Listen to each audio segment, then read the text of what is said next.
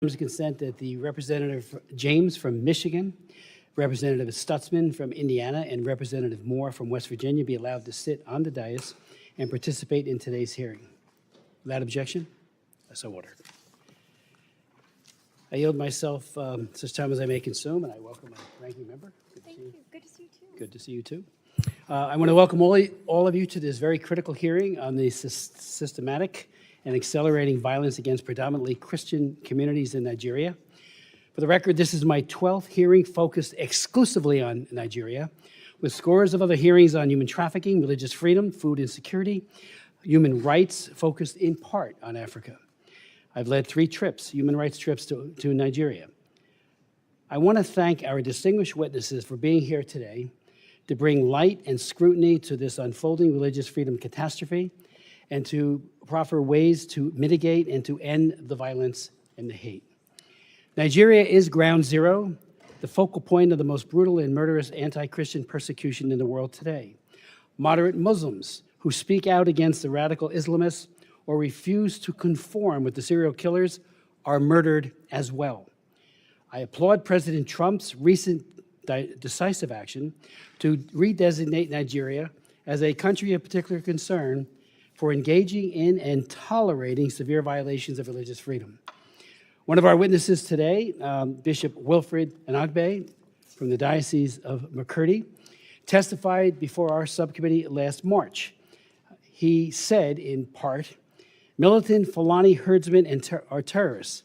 They steal and vandalize, they kill and boast about it, they kidnap and rape, and they enjoy total impunity from elected officials. None of them have been arrested and brought to justice, close quote. Today, by Zoom, Bishop Anagbe will say, in part, on the 13th of March, 2025, when I last appeared before this committee, I warned that the situation was dire and demanded urgent attention. Tragically, the past half year has proven those warnings understated. The continued attacks on vulnerable Christians, villages by the Fulani ethnic militia, and their counterparts, both in the middle belt of Nigeria and elsewhere in the country. In my own diocese of Makurdi, you are all familiar with the massacres of Saturday, the 13th of June in Yolawada, where 278 persons, men, women, and children were killed in a manner too gory to describe here by people shouting Allah Akbar, while slaughtering their victims. It took the prayer of the Holy Father, Pope Leo, on Sunday, the 14th of June, for the government of Nigeria to even acknowledge this evil. Even so, the federal government still seeks to downplay the numbers and has yet to properly care for the survivors, even as I speak, as he will be speaking momentarily by way of Zoom. Abductions of the clergy and laity remain rampant. Priests and pastors are prime targets for elimination. In 2015, one of our colleagues, a member of this subcommittee and also this full committee, I should say, and of Foreign Affairs, and a former House colleague and Green Beret officer, and now U.S. Ambassador to the United Nations, Mike Waltz. He was deployed in 2015 to Nigeria as part of a Nigerian, he was part of the Special Forces to provide training and security assistance to the Nigerian Navy SEALs in their fight against Boko Haram. During this time there, he said yesterday, a couple days ago, more than 300 girls were reported missing because of Boko Haram's extremist violence. Working alongside his team, Ambassador Waltz supported Nigerian SEAL operations that ultimately helped rescue many of these girls from the oppressive conditions imposed by Sharia law. This past Tuesday, Ambassador Waltz also said at a special seminar on Nigeria that the situation in Nigeria now has only grown more dire. He went on to say, churches burn, mothers bury their children for the crime of singing Amazing Grace, pastors are beheaded for preaching the Sermon on the Mount, and entire villages awaken to gunfire simply by calling Jesus their Lord. This is not random violence. It is deliberate persecution as northern militant groups enforce Sharia law and unleash targeted attacks on Christian communities. He also pointed out, and it was this week, that 25 girls went missing, many of whom who will now vanish and have vanished into the dark underbelly of extremism and sex slavery.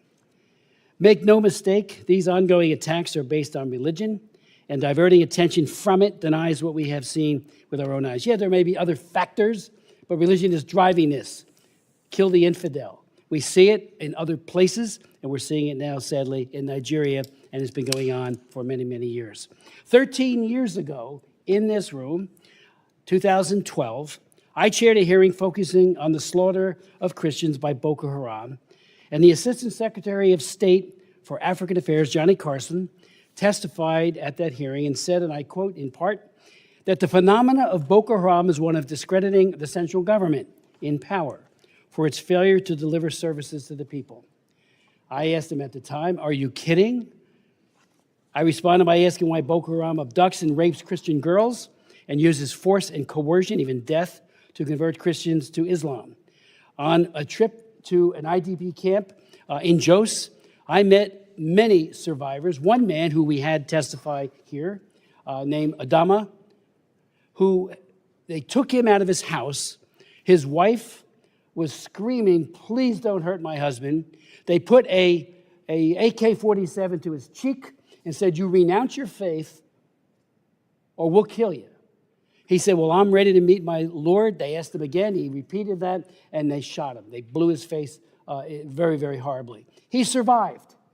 And when I met him, I invited him to come and testify. He did. And he said, you've got to realize who Boko Haram is and stop this idea, this is my words, but his sentiment of denial, of saying, it's nothing to see here.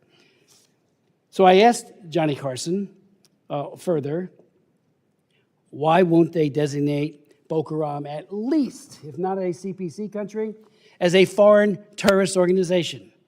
And he said they don't believe it. They're not a foreign terrorist organization. I worked on that for 3 years, additional hearings. On the day I was marking up my bill, and it was called the Boko Haram Terrorist Designation Act of 2013, to put Congress on record demanding an FDO designation, that day, the administration declared Boko Haram a foreign terrorist organization. I was very happy with it, but we could have done that 3 years earlier, maybe had found out what their sources of weapons and funding and everything else might have been, thereby, again, mitigating some of the harm. For too long, the world has looked away, a culture of denial, as radical Fulani militants, Boko Haram and ISIS West Africa have waged a relentless campaign of terror, murder, and displacement across Nigeria, including the states of Plateau, Benue, and Kaduna. According to Open Doors, and I just want to say something about Open Doors. I've worked with Open Doors for 40 years. I knew the founder, Brother Andrew, an absolutely honest and committed man, and that organization to this day continues to speak truth to power all over the world, including in Nigeria.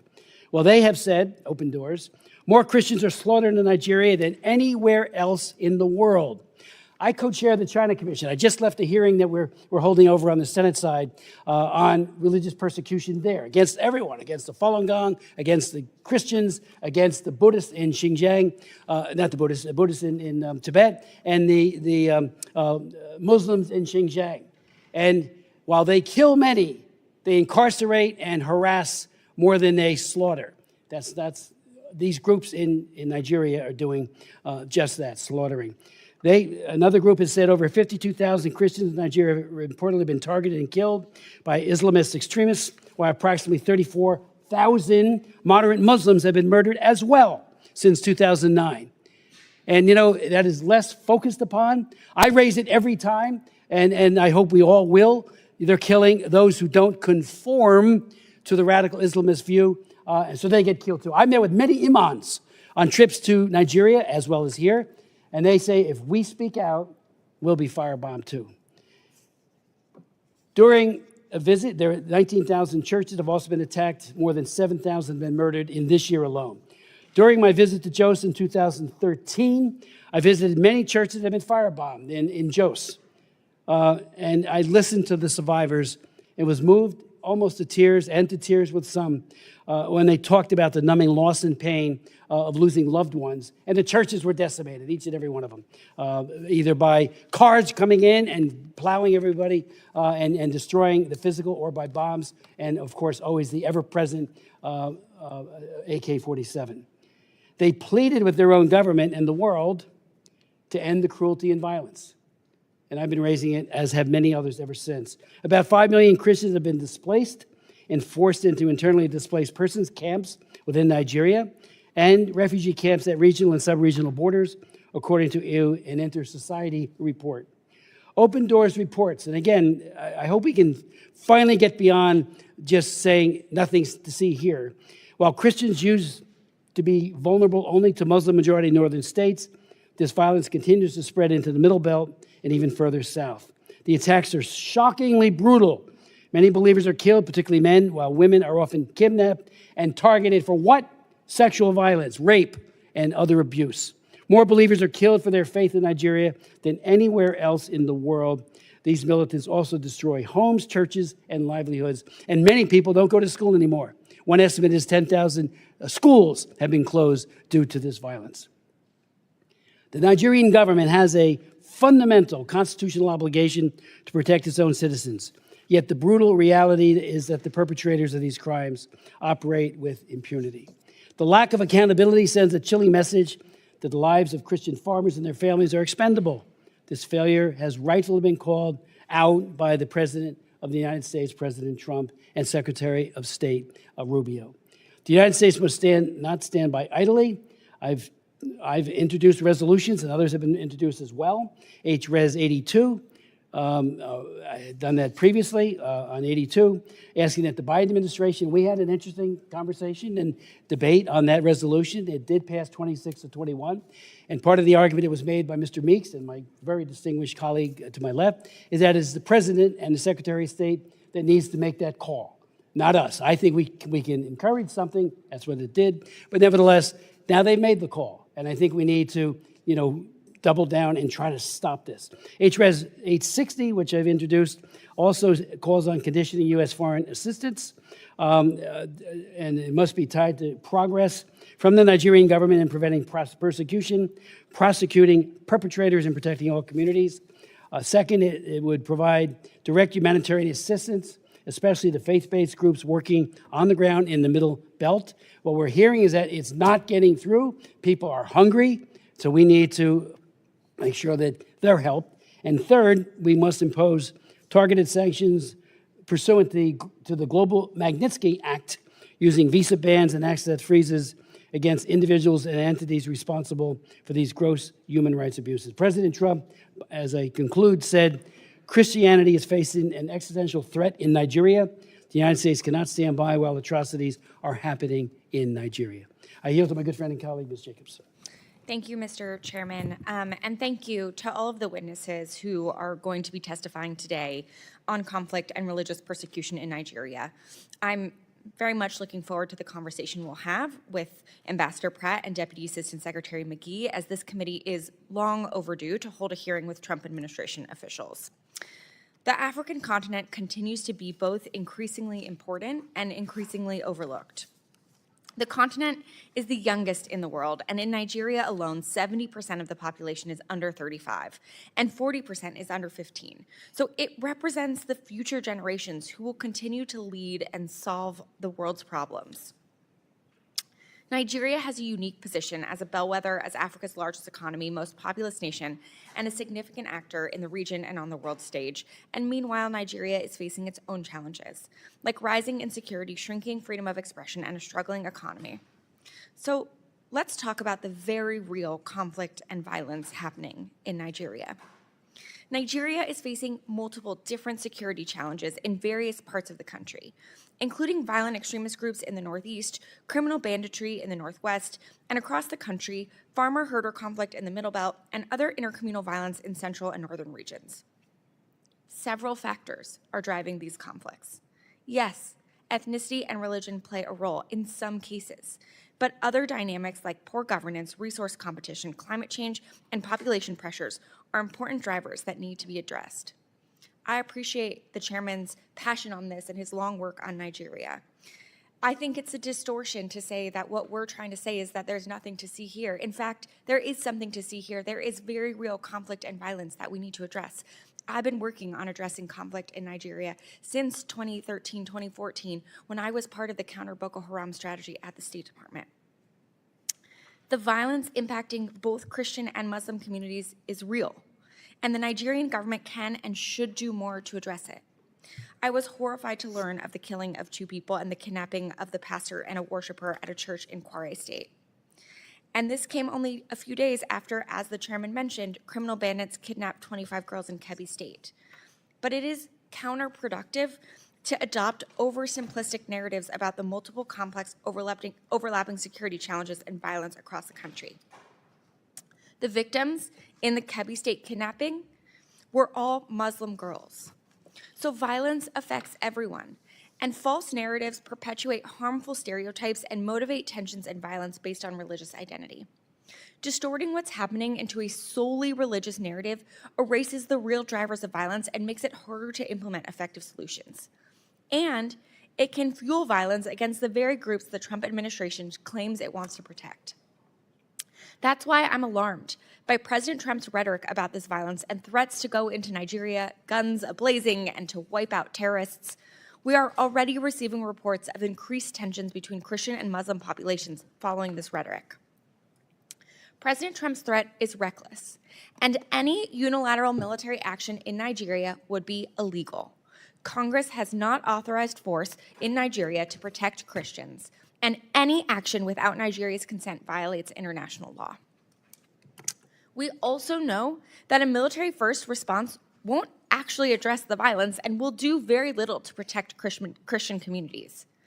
As I said, I worked on Nigeria policy since I was at the State Department in 2014, so I know firsthand these security challenges are multifaceted, and they require a holistic approach. A military-led approach risks more civilian casualties and impunity, which will only fuel violent extremism more. So we need to use more tools from our foreign policy toolbox if we're serious about helping Nigeria protect its citizens. That means we need to leverage diplomacy and engage with Nigeria on how we can help support their response while pushing for important reforms within Nigeria's institutions. We also need to utilize foreign assistance to fund programs to help prevent violence and address conflict drivers. But the Trump administration so far has hobbled these tools. On the diplomatic front, while I'm glad to see Ambassador Pratt will be here representing the African Affairs Bureau, we still have yet to see even a nomination for an Assistant Secretary for Africa. And we don't have a Senior Director for Africa at the NSC either. There are several emergent conflicts in Africa, including in Nigeria, but also in Sudan, DRC, and across the Sahel and in Ethiopia that demand high-level, consistent, and substantive engagement. Occasional attention from the president, while most of the time welcome, won't be enough to see lasting results on all of these different crises. And on the development front, President Trump's dismantling of USAID and cuts of hundreds of millions of dollars worth foreign assistance in Nigeria is worsening the violence. For years, the United States has supported Nigerian institutions, civil society, faith-based leaders, and researchers to address the conflict, violence, and religious freedom challenges. These programs proactively prevented and directly addressed the violence this administration is now concerned about. For example, a recent article in DevEx highlighted a program that Secretary Rubio terminated, which has left a void in communities that suffer violence. Mr. Chairman, I ask unanimous consent to submit for the record a DevEx article titled "The Cuts That Bleed: What Happens When Peace Programs Go Dark." Thank you. This article focuses on a former program implemented by Search for Common Ground, a peace-building organization that provided critical early warning in communities in Yelwata, a region in Nigeria's Middle Belt, where conflict and violence have erupted between Muslim herders and Christian farmers. This early warning program was responsible for fewer violent incidences before Secretary Rubio terminated it. In June, this same community was left in a lurch without this extra early warning support when an attack happened in Makurdi. Nearly 200 people were killed, hundreds burned alive in their homes and market stalls torched, and almost 4,000 people fled. And this is just one example where the United States has abandoned communities with no explanation. I have another article, this time from the LA Times by former USAID Foreign Service Officer Daniel Morris, that details another program that was helping prevent violence, but was discontinued. Mr. Chairman, I ask unanimous consent to submit for the record an LA Times article titled "Trump Cuts Nigeria's Aid Back in March, Now He Wonders Why It's So Violent." Thank you. This article discusses a program called the Community Initiatives to Promote Peace that operated in northern Nigeria. It trained community elders, including religious and tribal leaders, in conflict resolution, and the results were impressive. After giving one group training and making another one a control group for 6 months, each group was asked if their communities experienced violence. Here's what the article says. Only 10% of people in communities that received negotiation training and dialogue meetings said yes, compared to 41% of people in communities that hadn't. The Nigerians in the treatment group reported feeling more secure, more likely to walk around their communities, and less likely to avoid certain areas than those in the control group. We don't always see these kinds of results. So the fact that we were and the administration eliminated this program is incredibly short-sighted and counterproductive given their apparent interest in this issue. So if we want the United States to help prevent and address conflict in Nigeria, we can't pull back and eliminate our tools like President Trump has done. I urge the administration to reverse these decisions, nominate people at senior levels to work on Africa issues, and commit to working on this seriously, not just through a few Truth Social posts. So I look forward to hearing the testimony of Ambassador Pratt and Deputy Assistant Secretary McGee on what the State Department is planning to do to address the violence in Nigeria and how it plans to partner with Nigeria on doing so. And lastly, while I'm glad we have our witnesses here to discuss Nigeria today, I would be remiss to not also raise Sudan, since this is our first time with the State Department witnesses in front of this subcommittee this Congress, and we still have not had a budget hearing. The situation in Sudan is horrific. And while I'm glad to see this war finally getting high-level attention from President Trump, I look forward to hearing from Ambassador Pratt about what the department's plan is to both make a deal that brings a lasting end to the war in Sudan and invest in a real peace process for the Sudanese people. Thank you. I yield back. We will now receive a testimony from Bishop Anabe. He is leaving for a major speech in Germany, and will miss his flight if we wait until thankfully our two very distinguished witnesses from state have agreed, because normally the protocol is they go first, and I do thank them for that. But I'd like to welcome Bishop Anagbe back. He gave very compelling testimony back in March, and we all appreciated that very much. But he is in Benue State. He was ordained a Catholic priest in August of 1994, and Pope Francis elevated him to bishop in 2014. So, Bishop Anagbe, the floor is yours. Thank you very much, Mr. Chairman, Congressmember Chris Smith. The Most Reverend Wilfred Chikwa Anagbe, Bishop of the Catholic Diocese of Makurdi, Benue, Nigeria. Before the House Committee on Foreign Affairs, African Subcommittee, November 20, 2025. President Trump's redesignation of Nigeria as a country of particular concern, CPC, a serious, well-founded wake-up call. I am here this evening talking that because I have the privilege of witnessing, the privilege of experiencing. I'm not talking as a privilege of opinion. Mr. Chairman, ranking members, distinguished members of the subcommittee, thank you for inviting me back to testify on the escalating crisis of Christian persecution and genocide in Nigeria. 6 months ago, precisely on 13th March 2025, when I last appeared before this committee, I warned that the situation was there and demanded urgent attention. Tragically, the past half year has proven those warnings understated the continued attack on vulnerable Christian villages by the Fulani ethnic militia and their counterparts, both in the Middle Belt of Nigeria and elsewhere in the country. Since my testimony in March 2025, credible reports from organizations monitoring religious freedom, including Open Doors and our own Justice, Development and Peace Commission in Makurdi Diocese, have documented continuing attacks on Christian villages, especially in the Middle Belt states of Benue and Plateau, perpetrated by the Fulani militia. Thousands more have been displaced, some adopted or subjected, with entire villages razed and churches destroyed. My own village of Aondana in Gwel West local government was attacked and several of my relatives killed on May 22nd, 2025. An entire convent of Reverend Sisters of the Clarisha Missionaries was displaced, along with the local Catholic parish. Within the days following that attack, nearby villages like Naka also witnessed attacks.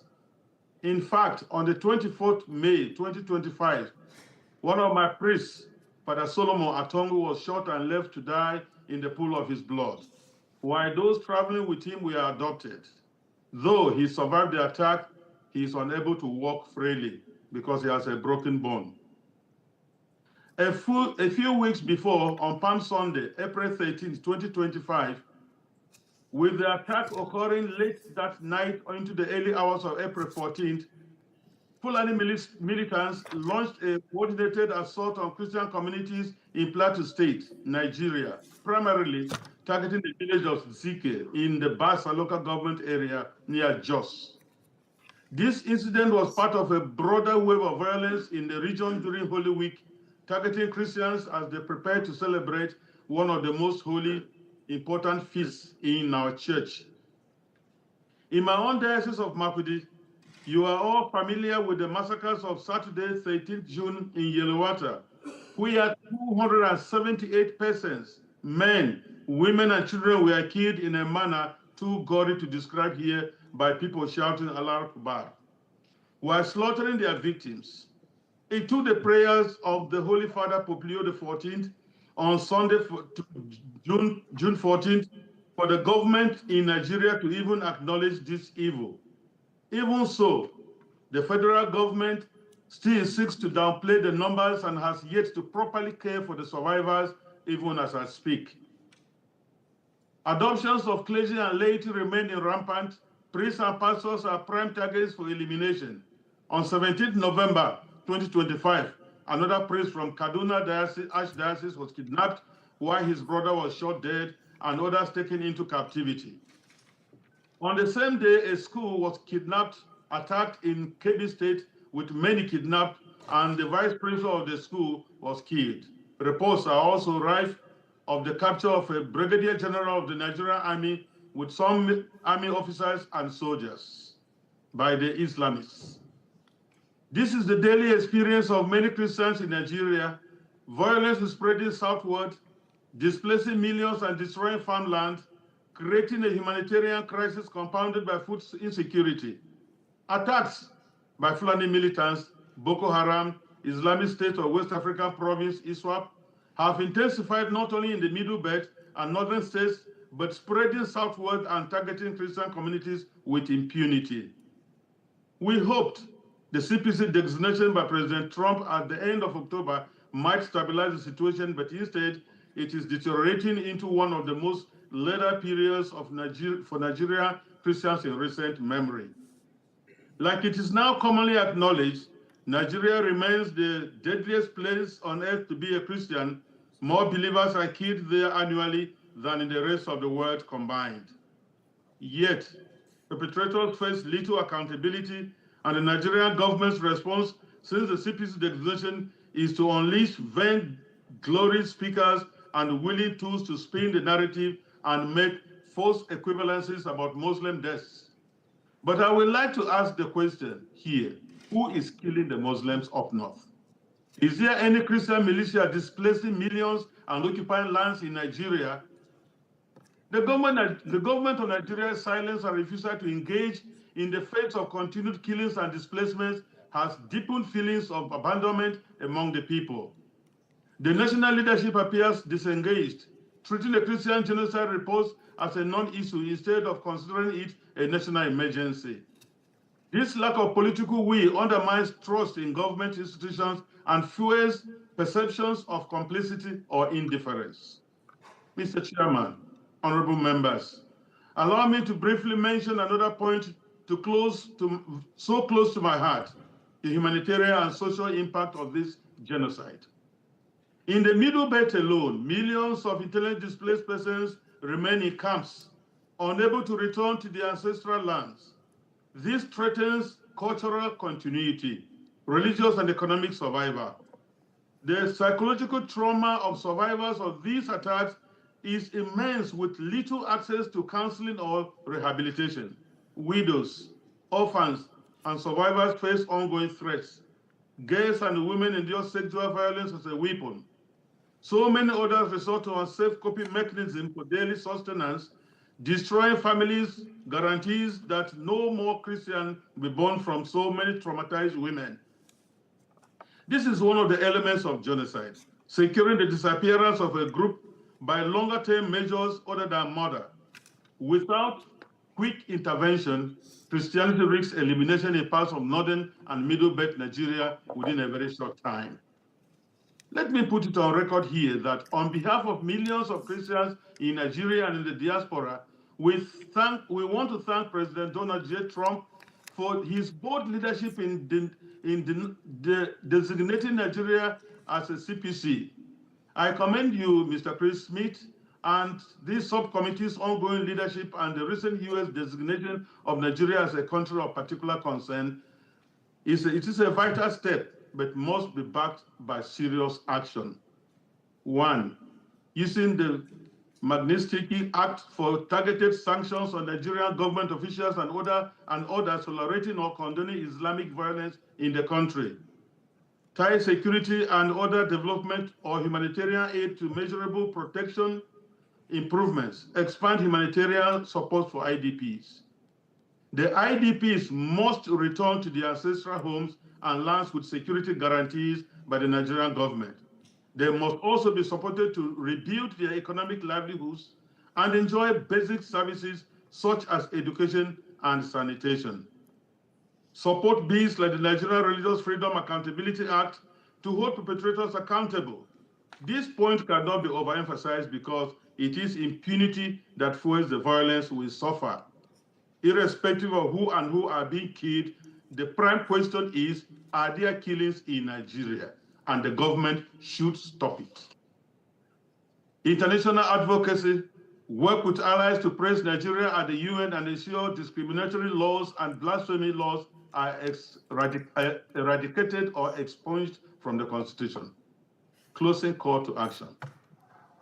The CPC designation has brought immense joy, hope, and spiritual resilience to communities under siege in Nigeria.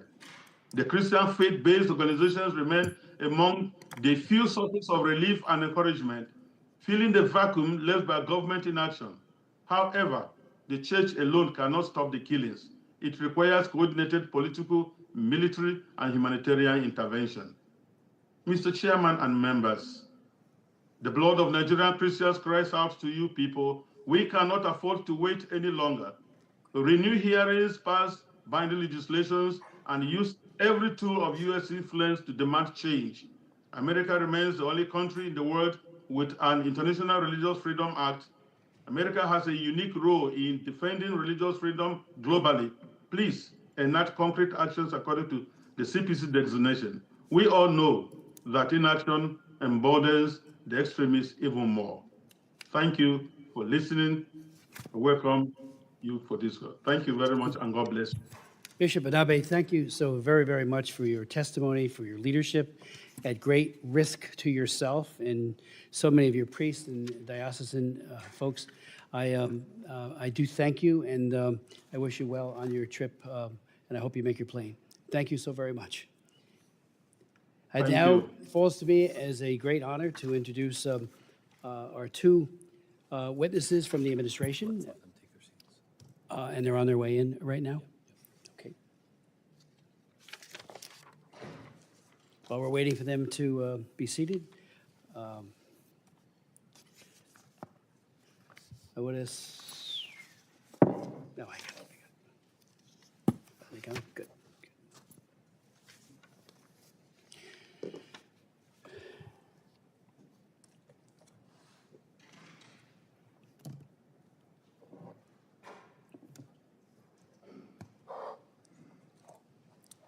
Thank you so much, gentlemen, for being here. And let me introduce Ambassador Jonathan Pratt, who is the Senior Bureau Official for the Bureau of African Affairs. From January 2023 to 2025, he served as the Bureau's Principal Deputy Assistant Secretary.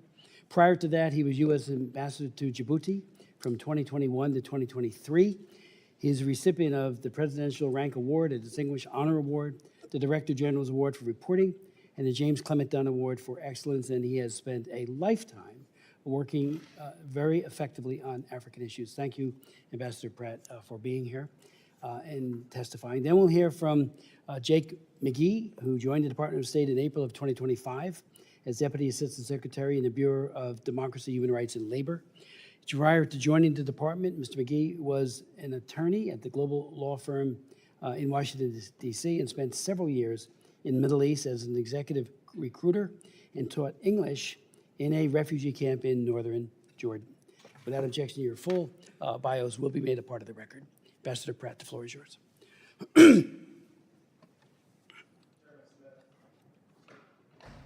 Chairman Smith, Ranking Member Jacobs, and distinguished members of the subcommittee, thank you for the opportunity to testify today on the administration's redesignation of Nigeria as a country of particular concern under the International Religious Freedom Act.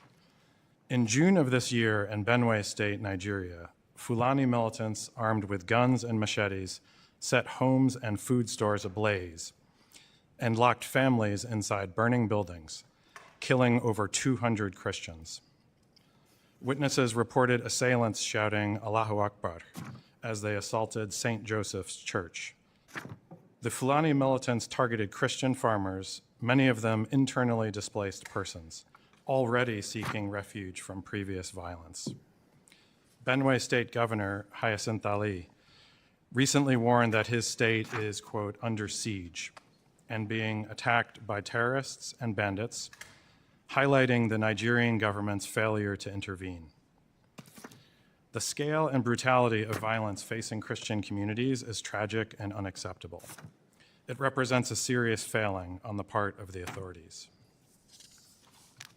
Similarly, on December 23, 2023, a series of coordinated attacks began and continued into Christmas morning in Plateau State.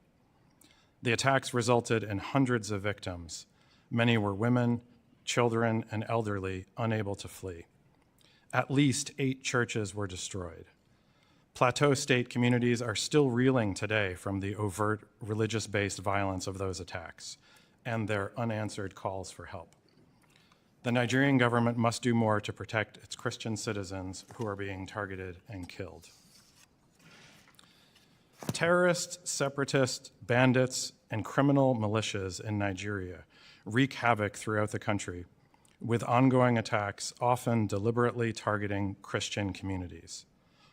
In addition to the violent Islamic extremism and banditry experienced in Nigeria's Middle Belt, there has been a surge in violent attacks across northern Nigeria by violent extremist organizations like ISIS West Africa, ISIS Sahel, Boko Haram, Jainim, and Al-Qaeda affiliate Ansaru, and Lakurawa.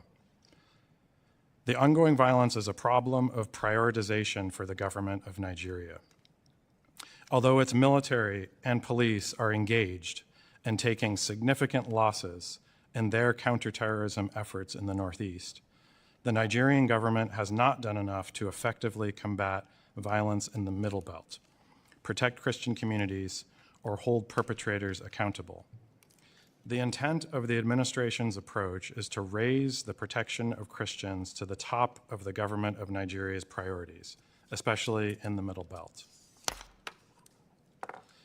Nigeria is a key regional partner, Africa's largest democracy and most populous nation, with whom we share economic and security interests. It is in the United States' interest to work with the Nigerian government on a plan of action to strengthen security for at-risk Christian communities and Nigerians of all faiths whose ability to practice their faith is put in jeopardy by endemic violence and terrorism. We welcome Nigeria's willingness to cooperate following the CPC designation. We look forward to seeing these commitments put into action. The Trump administration is developing a plan to incentivize and compel the Nigerian government to better protect Christian communities and improve religious freedom. This plan will consider U.S. state and Treasury engagement on sanctions, as well as possible Department of War engagement on counterterrorism and other efforts to protect religious communities. Secretary Rubio and Deputy Secretary Landau have engaged already with members of the Nigerian government on the importance of addressing the violence facing Christians in the Middle Belt. Ultimately, the President's decision underscores the administration's commitment to promoting religious freedom as a universal right and a fundamental freedom. The levels of violence and atrocities committed against Christians and communities of all faiths in Nigeria are appalling and threaten this universal right. We remain open to working together with the Nigerians, but we also expect the Nigerian government to deliver results on the ground as proof of their commitment to this universal right. Thank you for your attention, and I welcome your questions. Thank you. Mr. Ambassador, Mr. McGee. Chairman Smith, Ranking Member Jacobs.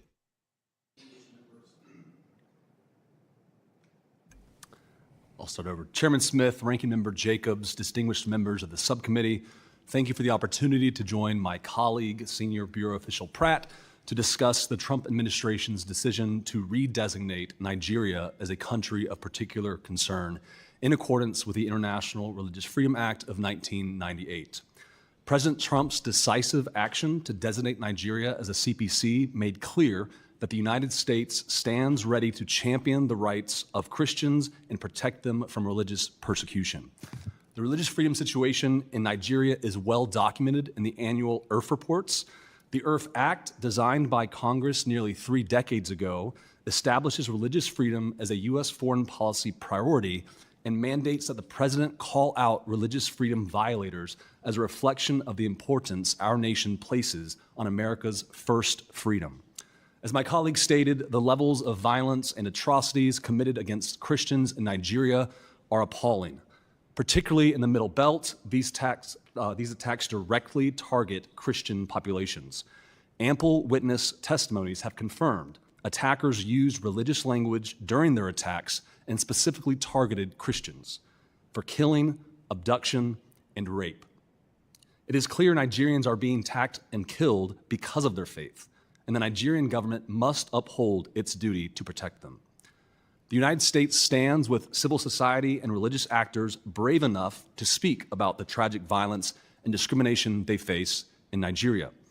When Bishop Wilfred Anagbe and Father Remigius Eyula testified before Chairman Smith's hearing last March about religious freedom, these 2 courageous religious leaders reported they received threats rather than protection from the Nigerian government. But the United States listened, and we will continue to listen and act until the Nigerian government protects religious freedom, strengthens its protections for vulnerable Christians, and holds perpetrators accountable. In addition to these failures, Nigerian officials also continue to prosecute individuals for alleged blasphemy, which stands in clear violation of Nigeria's obligation to safeguard free speech. Under the Sharia penal codes enforced in 12 of its states, Nigeria is one of only 8 countries in the world that allows for penalties up to execution for blasphemy, along with Iran and Pakistan, which have long been designated CPCs. When authorities detain individuals accused of blasphemy, the judicial process often takes years while they remain in prison, sometimes on death row. Mobs often take the law into their own hands with impunity. For example, in 2022, a mob killed Deborah Samuel Yakubu, a student of Shehu Shagari College of Education, Sokoto, in a heinous attack after she was accused of blasphemy. This young Christian woman's life was taken too soon, yet her murderers remain free. With horrifying reports of discrimination, abuse, torture, disappearance, and even the murder of individuals simply trying to practice their faith freely and safely, religious freedom is not an abstraction, but an obligation Nigeria must uphold. This administration has heard the steady, clarion call from civil society and religious actors about the pernicious impact of the violence on religious communities. The Nigerian government must protect religious freedom, strengthen protections of vulnerable Christians, hold perpetrators accountable, and make measurable progress toward ending this violence against Christians as well as any Nigerians persecuted for their faith. We greatly appreciate the committee's dedication to shedding light on the situation in Nigeria and support in advancing freedom, religious freedom, not just in Nigeria, but around the world. And I want to personally thank you, Chairman Smith, for your tireless efforts over the decades about religious freedom and, of course, other human rights abuses, including combating human trafficking. So thank you, Chairman Smith. I welcome your questions. Thank you so very much for your testimonies. The phrase incentivize and compel, which you used, Ambassador Pratt, I think is an excellent one. Last night, and I know others met with the delegation that traveled here, and I know they're meeting with you and other at state. The head of National Security Advisor, Rabuda, and his delegation, including the Attorney General, I raised the very significant issue of CPC is not forever. You can get off of it, and everybody who gets put on CPC, or especially including on the trafficking laws, and I wrote them, Trafficking Victims Protection Act, I wrote that in the year 2000. And I have met with more delegations who always say, not us. That's, somebody else is doing the trafficking, it's not us. There's always this culture of denial. And that goes for states that are our allies who get put on that list, and that includes CPC, and as well as countries that are not necessarily our allies, like China, which is both a Tier 3 country for trafficking and a CPC country, and has been from the very beginning of implementation of Frank Wolf's famous law, the International Religious Freedom Act of 1998. So it's such a familiar refrain, and it flies in the face of evidence, and evidence is what it's all about.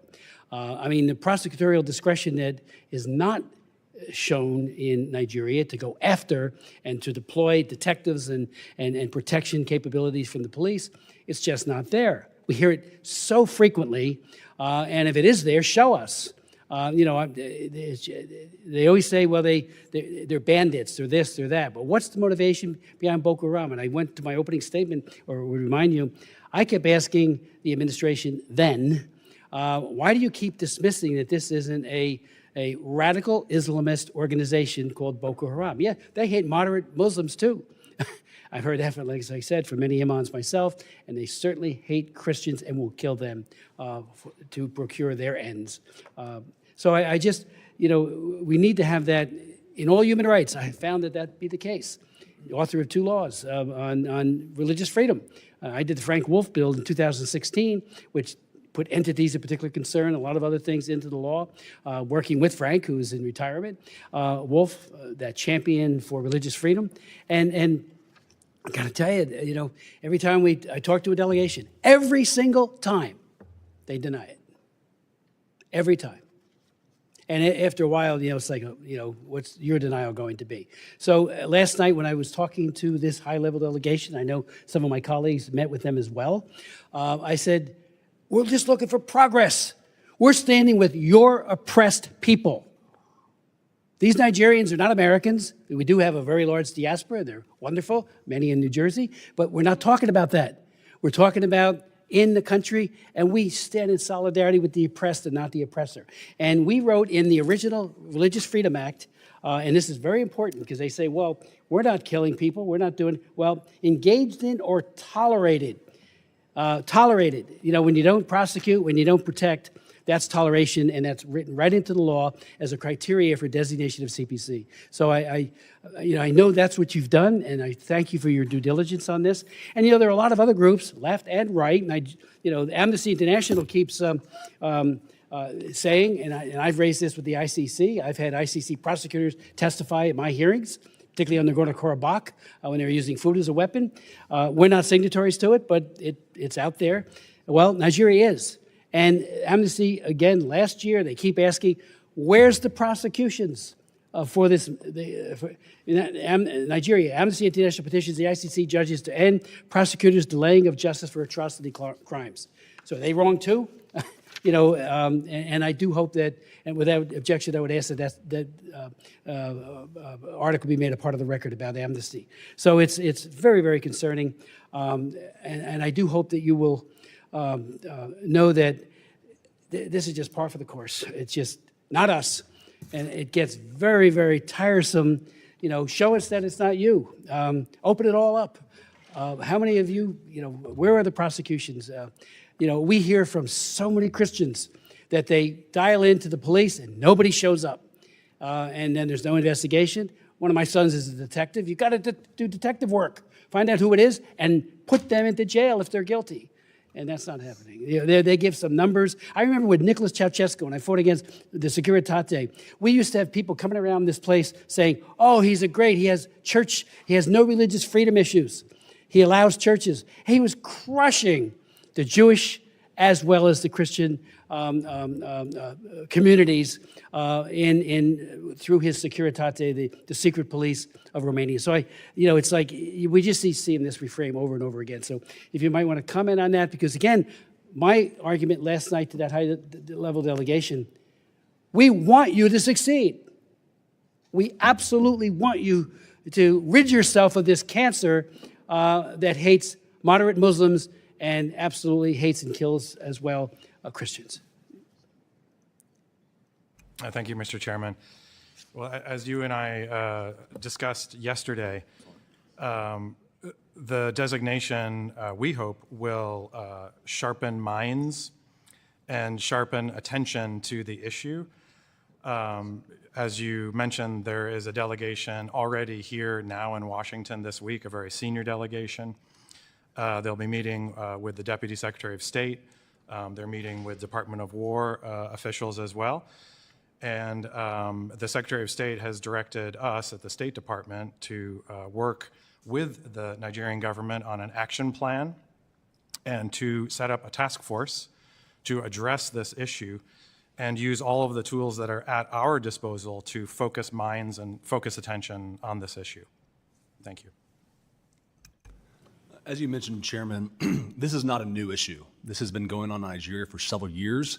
President Trump designated Nigeria in 2020, and the previous administration removed Nigeria as a CPC in 2021 and 2022 and 2023. And so a CPC designation, as my colleague just mentioned, focuses the minds of people in Nigeria. It puts the onus on the government of Nigeria to take action to protect its own citizens, including people of all faiths, not just Christians. Muslim communities are affected as well, other communities. And so the CPC designation is a step that starts a conversation that leads to greater engagement with the Nigerian government, because ultimately this is their responsibility.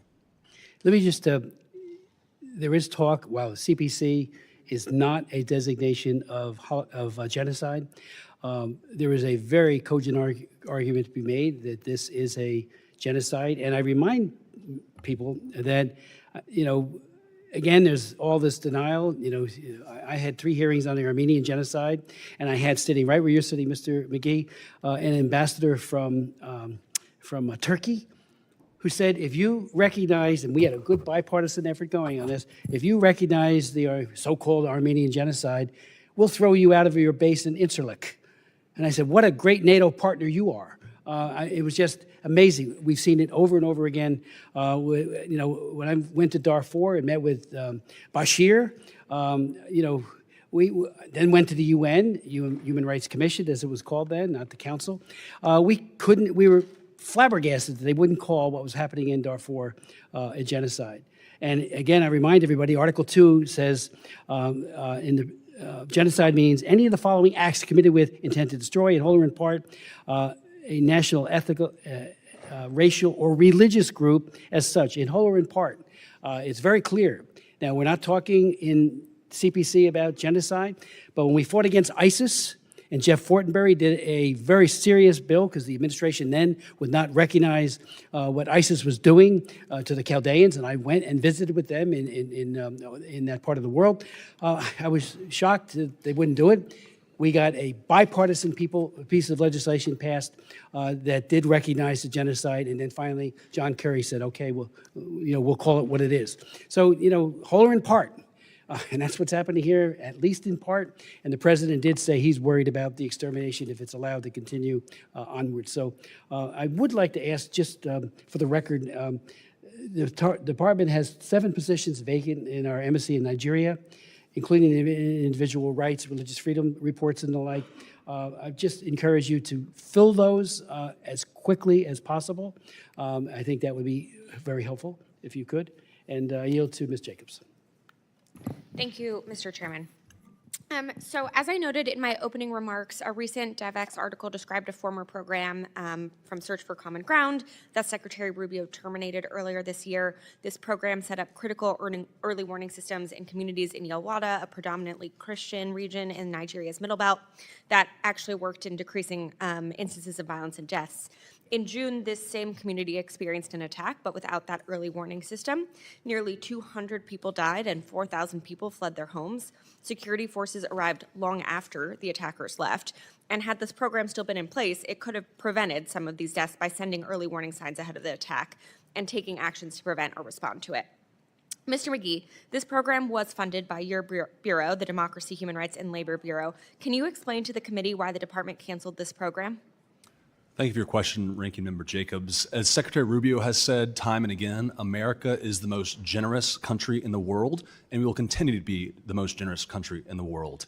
We are looking at every option to stop this atrocious violence, but ultimately the violence must be stopped by the Nigerian government. Okay, In terms of programming, will you recommend restarting this program to the Secretary? So to your question, Ranking Member Jacobs, we do have ongoing program, including early warning and early response systems that are effective across the Middle Belt, and they have saved lives. And so we have a lot of tools at our disposal in DRL and across the State Department that is not just assistance, but is security, that is economic engagement. Across the State Department, we're reviewing every single tool that we have to make sure that this violence stops. But ultimately, America can partner with the Nigerian government, but the Nigerian government must take responsibility and protect religious freedom for all communities, especially Christians right now who are suffering disproportionately. So my understanding is that most of those programs have been canceled, but I look forward to hearing from you which of those programs have continued to be funded and which you intend to restart. Earlier this month, President Trump posted on Truth Social threatening to cut off all aid to Nigeria and go into the country, quote, guns a-blazing, to, quote, completely wipe out terrorists. He ordered Secretary Hegseth to prepare for possible actions. This reckless threat provoked calls within the Nigerian government and public to respect Nigeria's sovereignty and territorial integrity. Ambassador Pratt, what role has Secretary Rubio been given to respond to this challenge using diplomatic and development tools? Thank you for the question. The Secretary of State, as I mentioned, has directed us to come up with a comprehensive plan using all of the tools that are at our disposal, primarily diplomatic, but also security, also assistance, cooperation programs. This would span from security to policing to economic. We want to look at all of these tools and have a comprehensive strategy to get the best result possible. Great. We will look forward to seeing that strategy. There were public reports that AFRICOM has laid out 3 potential military options. What is the status of this decision at an interagency level? We have had interagency discussions about all of the tools that are at our disposal, including on the security side of the equation, and we have a live discussion with the Nigerian government about how we can assist them in responding to security threats in the country, including this one. Have there been any NSC meetings on this issue? There have. Okay. And I want to turn to another program that I raised during my remarks, the Community Initiatives to Promote Peace. Again, this one incredibly successful, saw positive results showing that only 10% of people who received this training experienced violence in their communities compared to 41% of people who didn't. This is an extremely low-cost, effective intervention, and yet again, this program was eliminated. Mr. McGee, can you help the committee understand why this program wasn't deemed worthwhile to continue? So again, the programming that I mentioned that we still have continuing in the Middle Belt, early warning, early response, also includes dialogue amongst religious communities. And we have seen effective dialogue between those communities that do promote religious tolerance, addressing some of the root causes that you mentioned earlier.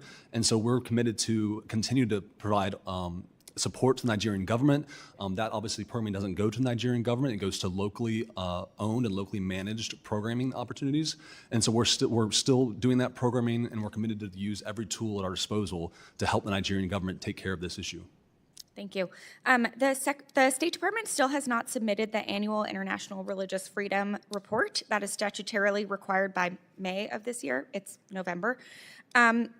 This committee has not seen this administration's analysis, therefore, of the situation in Nigeria or actions taken in support of religious freedom. Mr. McGee, when will we see this report? When will the State Department submit it? So as you mentioned, Ranking Member Jacobs, the IRF reports are a valuable tool to give an overview of religious freedom in every country around the world and to tell the Nigerian government steps they can take and the situation on the ground. So we're working on those and will be released soon. There's also, of course, the human rights reports that have been released that are a snapshot or an overview of the human rights condition in every country around the world, 198 countries and territories. And so we're committed to releasing the IRF reports as soon as they're ready. Okay, great. In mid-October, Senior Advisor Boulos stated that Boko Haram and ISIS are killing more Muslims than Christians. What is the State Department's assessment? Have these groups killed more Muslims or Christians? And what evidence is the State Department citing that Christians in Nigeria are at specific grave risk of atrocities? So President Trump has made clear that we are to respect and promote religious freedom for all communities. In Nigeria, there is a particular problem of targeting of Christians, and they have suffered a disproportionate number of killings compared to their population, especially in the Middle Belt. And when we see attackers chanting religious slogans, churches being destroyed to the tune of thousands over the last several years, thousands of Christians being killed, and particular targeting on Christian holidays like Christmas and Easter and other holidays. This shows there's a religious component targeted towards Christians in particular. That being said, we stand with all communities around the world who are suffering religious persecution because of their faith. We value religious freedom as a per se good, and we're committed to protect religious communities no matter where they are. As I think Chairman Smith mentioned in his remarks, of the thousands of Christians who have been killed this year around the world, the vast majority have been killed in Nigeria, which is a problem the government of Nigeria must take seriously. Okay. I disagree with your assessment, but I look forward to seeing the report that has it all laid out. Last question, Ambassador Pratt. Yesterday, President Trump announced this administration would start focusing on trying to end the war in Sudan. This is a welcome development, and I hope you all are successful.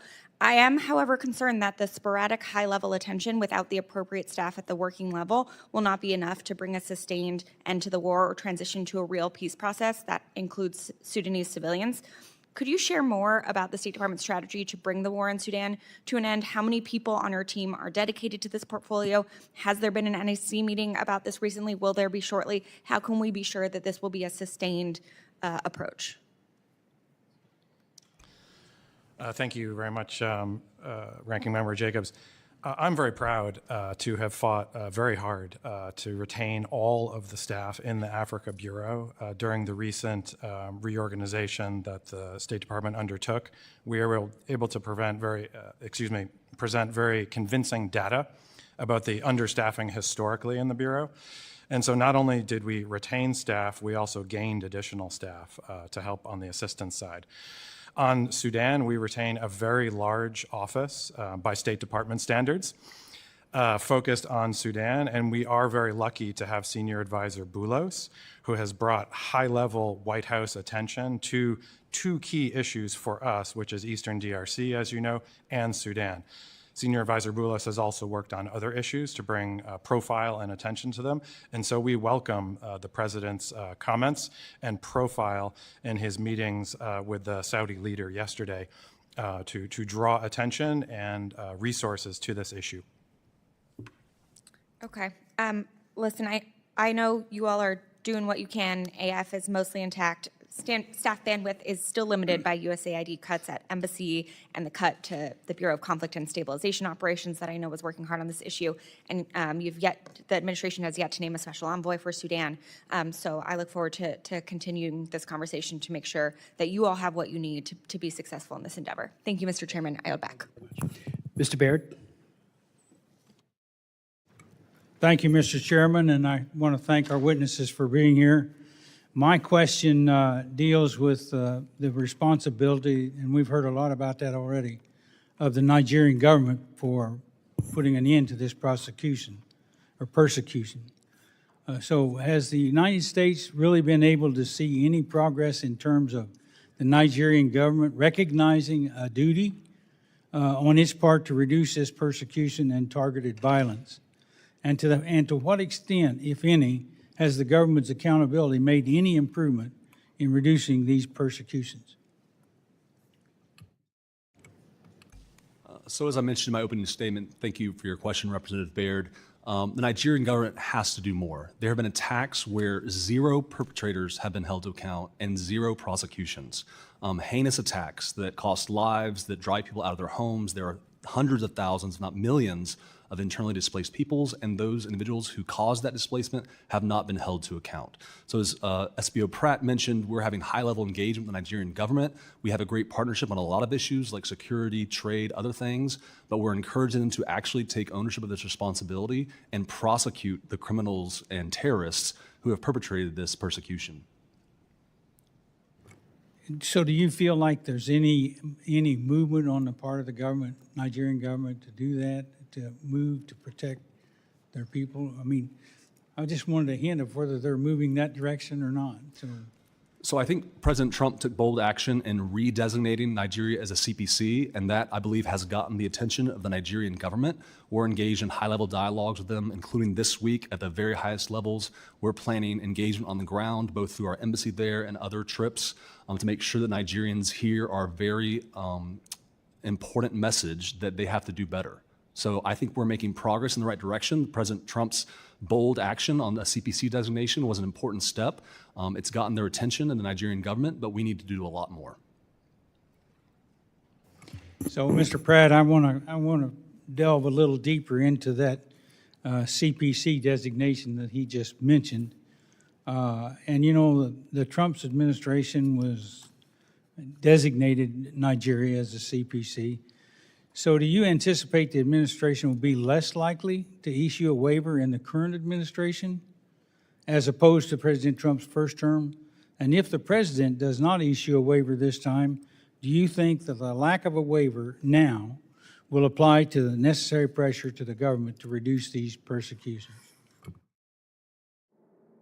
Thank you very much. We are putting together, as I mentioned, a comprehensive plan to use all the tools available. And so I expect, as we're cooperating with the government of Nigeria on what those tools will be, if there is specific U.S. government programs or assistance that will require a waiver, and through agreement in our cooperative relationship with the government of Nigeria on what will be effective and successful, that we may need to seek waivers for some programs. There may be other programs that we will not seek waivers for. Thank you. Mr. McGee, do you have any comments in that regard? I would just echo what SBO Pratt has said, that we're engaged in high levels, and if waivers are needed for certain programs, we're willing to do that. But the important thing is to get the Nigerian government's attention, including about the Sharia law that still exists in the 12 northern states, up to and including the death penalty as a device of punishment. And so we're having frank conversations with Nigerians at all levels of government and are committed to do whatever it takes to continue to encourage them to take actual action and not just talk. So I thank both of you for being here, and Mr. Chairman, I yield back. I thank you very much. Ms. Jayapal? Thank you, Mr. Chairman. I want to thank our witnesses for being here this morning. And before we turn to Nigeria, since this is the first time we have you in front of us, in front of the committee, I just want to quickly talk about Sudan, because I do think this is so critical. And the humanitarian situation there, the incredible numbers, I mean, 400,000 killed, over 11 million displaced, 30 million in need of humanitarian aid. This is just a stunning crisis, and I did want to appreciate the administration's recent comments on this, particularly Secretary Rubio, when he called for action to cut off the supply of weapons to the Rapid Support Forces. And as the Secretary had previously acknowledged, it has been widely documented that the UAE has been one of the primary drivers in fueling those weapons to the RSF. So I hope that, I want to urge the administration to use every piece of leverage that we have to halt that support. And I hope, Mr. Chairman, thank you for your leadership and for the ranking member's leadership on this issue. I hope that we can take up the bill from Representative Meeks and Representative Jacobs. I know it was on our agenda, but I think it's important for us to take up that bill at the earliest opportunity, because this is a moment for us, I think, to all focus on the horrific crisis there. So just want to urge you to do everything you can, and we are spending a lot of time on this issue. I have a lot of constituents who are directly impacted by this in the Sudanese diaspora. So thank you for that. The devastating levels of violence in Nigeria are clear, but I appreciate that people have also recognized it isn't just the persecution of Christians. This is persecution of multiple groups, and I think we have to be careful not to portray it just as persecution of Christians. That feels to me simplistic, and it doesn't account for the intersectional diversity of Nigeria. Certainly, religion is a contributing factor to the violence, but a review by the Search for Common Ground found that in Nigeria's Middle Belt region, religion was not a primary driver of conflict. Instead, violence has been directed against both Christians and Muslims, regardless of religion, at the hands of armed terror groups like Boko Haram and ISIS West Africa, or fueled by differences in lifestyle between farmer and herder groups compounded by climate change and governance issues. And so I want to start by saying I'm very concerned that a day after President Trump saw a clip on Fox News about the persecution of Christians in Nigeria, he threatened to go, quote, guns a-blazing in Nigeria and revoke all assistance. That would include all global health funding, despite Nigeria accounting for over a quarter of annual malaria deaths a year, and being home to the world's third largest population living with HIV. These are all issues I worked on in Africa long before coming to Congress. In response, the Nigerian government criticized any action that would violate Nigeria's sovereignty and territorial integrity. I know, Ambassador Pratt, that you've spoken about some agreements, some conversations and a task force with the Nigerian government, but can you tell me under what authority would the U.S. military strike inside of Nigeria? Well, the Secretary of State, and thank you for the question, Congresswoman. The Secretary of State has directed us to put together a comprehensive plan that uses all tools at our disposal, including security and Department of War. And this would be primarily focused on the security that we are providing to the government of Nigeria and how they are deploying their assets. We can also share information and intelligence. We can talk about counterterrorism. And so those are the tools that we are primarily looking at in our strategy. Don't you think it would have been appropriate to have the task force discussion and the alternatives presented prior to the president going on Truth Social and saying we're going to go guns a-blazing into Nigeria? We've been working on these problem sets in Nigeria for a long time. We have a lot of programs of assistance in the country. They did undergo a foreign assistance review, but many of them continue, and we want to make sure that we're using them strategically to get the best outcomes. Very diplomatically said, Ambassador. I just wish we would actually stick to that playbook rather than a bully and threaten of a country that is extremely important to us and to the region. I don't think that's the right way to go, to just go on Truth Social and threaten guns a-blazing. I think what you've described is much more appropriate, and I look forward to seeing what comes out of that. You know, we had Ambassador Kelly Curry here before a different subcommittee of this committee, former Trump appointee, and she said in front of the committee in a hearing yesterday, I think it's a very relevant quote, "You cannot solve problems created by men with guns by turning to men with guns for this solution." And I just would urge us to think about that. This is coming from a former Trump appointee. I think if we were to do this, it would just serve to further radicalize communities and risk turning the aggression of actors like Boko Haram and ISIS West Africa directly to the United States. I just have 50. Gentlelady has expired. Oh, it's expired. I'm so sorry. I thought I had 50 seconds left. Thank you for your indulgence. I yield back. Thank you. Chair recognizes Mr. Hosenga. Thank you, Chairman Smith. And I'm going to deviate a little bit from my written remarks, much to the chagrin of my staff, but I feel it needs to be addressed right from the very beginning. The simple fact is radicalized Islamists are running amok in Nigeria. They're terrorizing moderate Muslims, they're terrorizing Christians, and they are targeting Christians. That cannot be disputed. And while we see many people trying to emphasize the outside issues, lifestyle, who owns land, who is the herder, et cetera, et cetera. They want to emphasize that those are the key drivers, and that they're the key drivers of everything but religion. And I and many others, and I'm not just talking about those of us on this committee or Americans, I'm talking about religious leaders in Nigeria, believe religion is one of, if not the main driver of targeted violence right now. We just heard from Bishop Anagbe. A week and a half ago, I talked to President Magaji.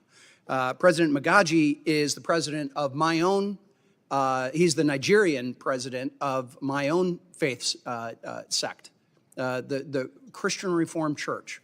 We have 400,000, mostly from a Dutch background, 400,000 participants and members here in North America between the United States and Canada. We have 500,000 in Nigeria. We are essentially an African church that happens to be headquartered in Grand Rapids, Michigan. And I want to ask this question, because this seems to be sort of part of the central argument. Well, this isn't necessary. Well, certainly the Trump administration believed it was necessary the first go around. And I want to ask this question. Did things improve when the Biden administration removed the CPC? Thank you for your question, Representative Huizenga. And just for the record, I'm seeing a number of heads shaking no in the right behind you. And these are people that may have a little better information than what the American media is, and they're all nodding their head right now. So go ahead. Thank you for your question, Representative Huizenga. As you mentioned, violence has increased over the last several years. It was unfortunate that the Biden administration chose to remove Nigeria as a CPC in 2021 and 2022 and 2023, and President Trump's bold action to redesignate them is a wake-up call to the Nigerian government. And as you mentioned, extremist religious ideology is of course a primary motivator of these attacks.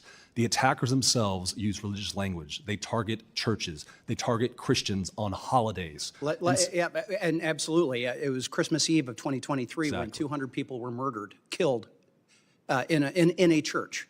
Now, I want to ask this. So one question was, did things improve? I think the answer is no on that. Here's the question. Proportionally, do we see Christians killing Muslims in Christian areas of Nigeria the way that we are seeing radicalized Islamists killing Christians in Muslim areas of Nigeria? What I can tell you, Representative Huizenga, is that Christians are disproportionately targeted based on their population. Exactly. And by the way, for those that you can't pick up with the microphones, there's audible yeses behind you. Again, the people that are watching who are nodding their heads. Why? Because they have lived this. Their families have lived this. I went to school with kids from Nigeria.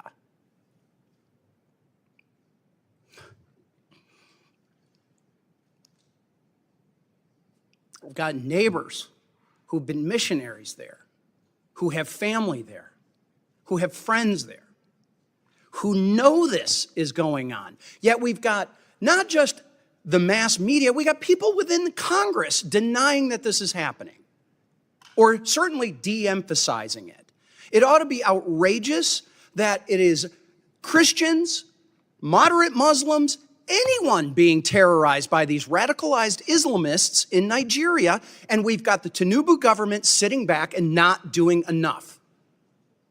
And I recently just was interviewed by Nigerian television, Arise TV, and that was really their question. Is the Tinubu government doing enough? And I had to answer, no, they are not. And I do not understand how a delegation can come here to the United States and downplay and come up with all of these other excuses as to why this is allowed to happen. It should be rejected and should be called out for what it is. And I've got a couple of other questions that my time has expired that I'm going to have to go and ask for them in written responses. But one of them I need to highlight is in Benue State, there's 1.4 million people who are considered internally displaced. understanding that the administration has supported refugee assistance in dozens of other countries since taking office, what humanitarian assistance support are you providing or plan to provide to the IDPs in Benue and Taraba states, where many of those Christian communities reside? And I'll have to take the answer in writing.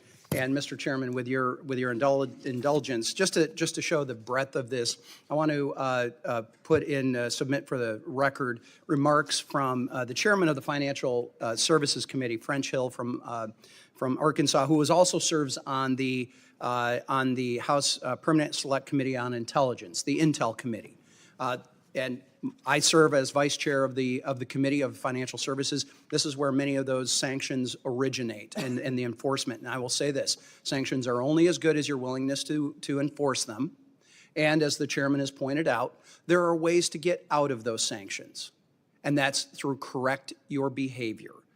So with that, Mr. Chairman, I'd like to submit the letter. Thank you. And with that, I yield back. Chair recognizes Mr. Jackson. Thank you, Chairman Smith. Thank you, Ranking Member Jacobs, and the distinguished members of the subcommittee. Thank you for convening this critical hearing. The crisis in Nigeria demands our clear-eyed attention, not political exploitation. I'd like to thank our esteemed panelists that have taken the time to come before us today. Thank you for your work on Africa on the ground, and at least one of you brings that experience. However, I must express my shock and, if you will, a bit of outrage that we are not putting into these top positions people who are directly from and represent the culture and the lived experiences of the African people.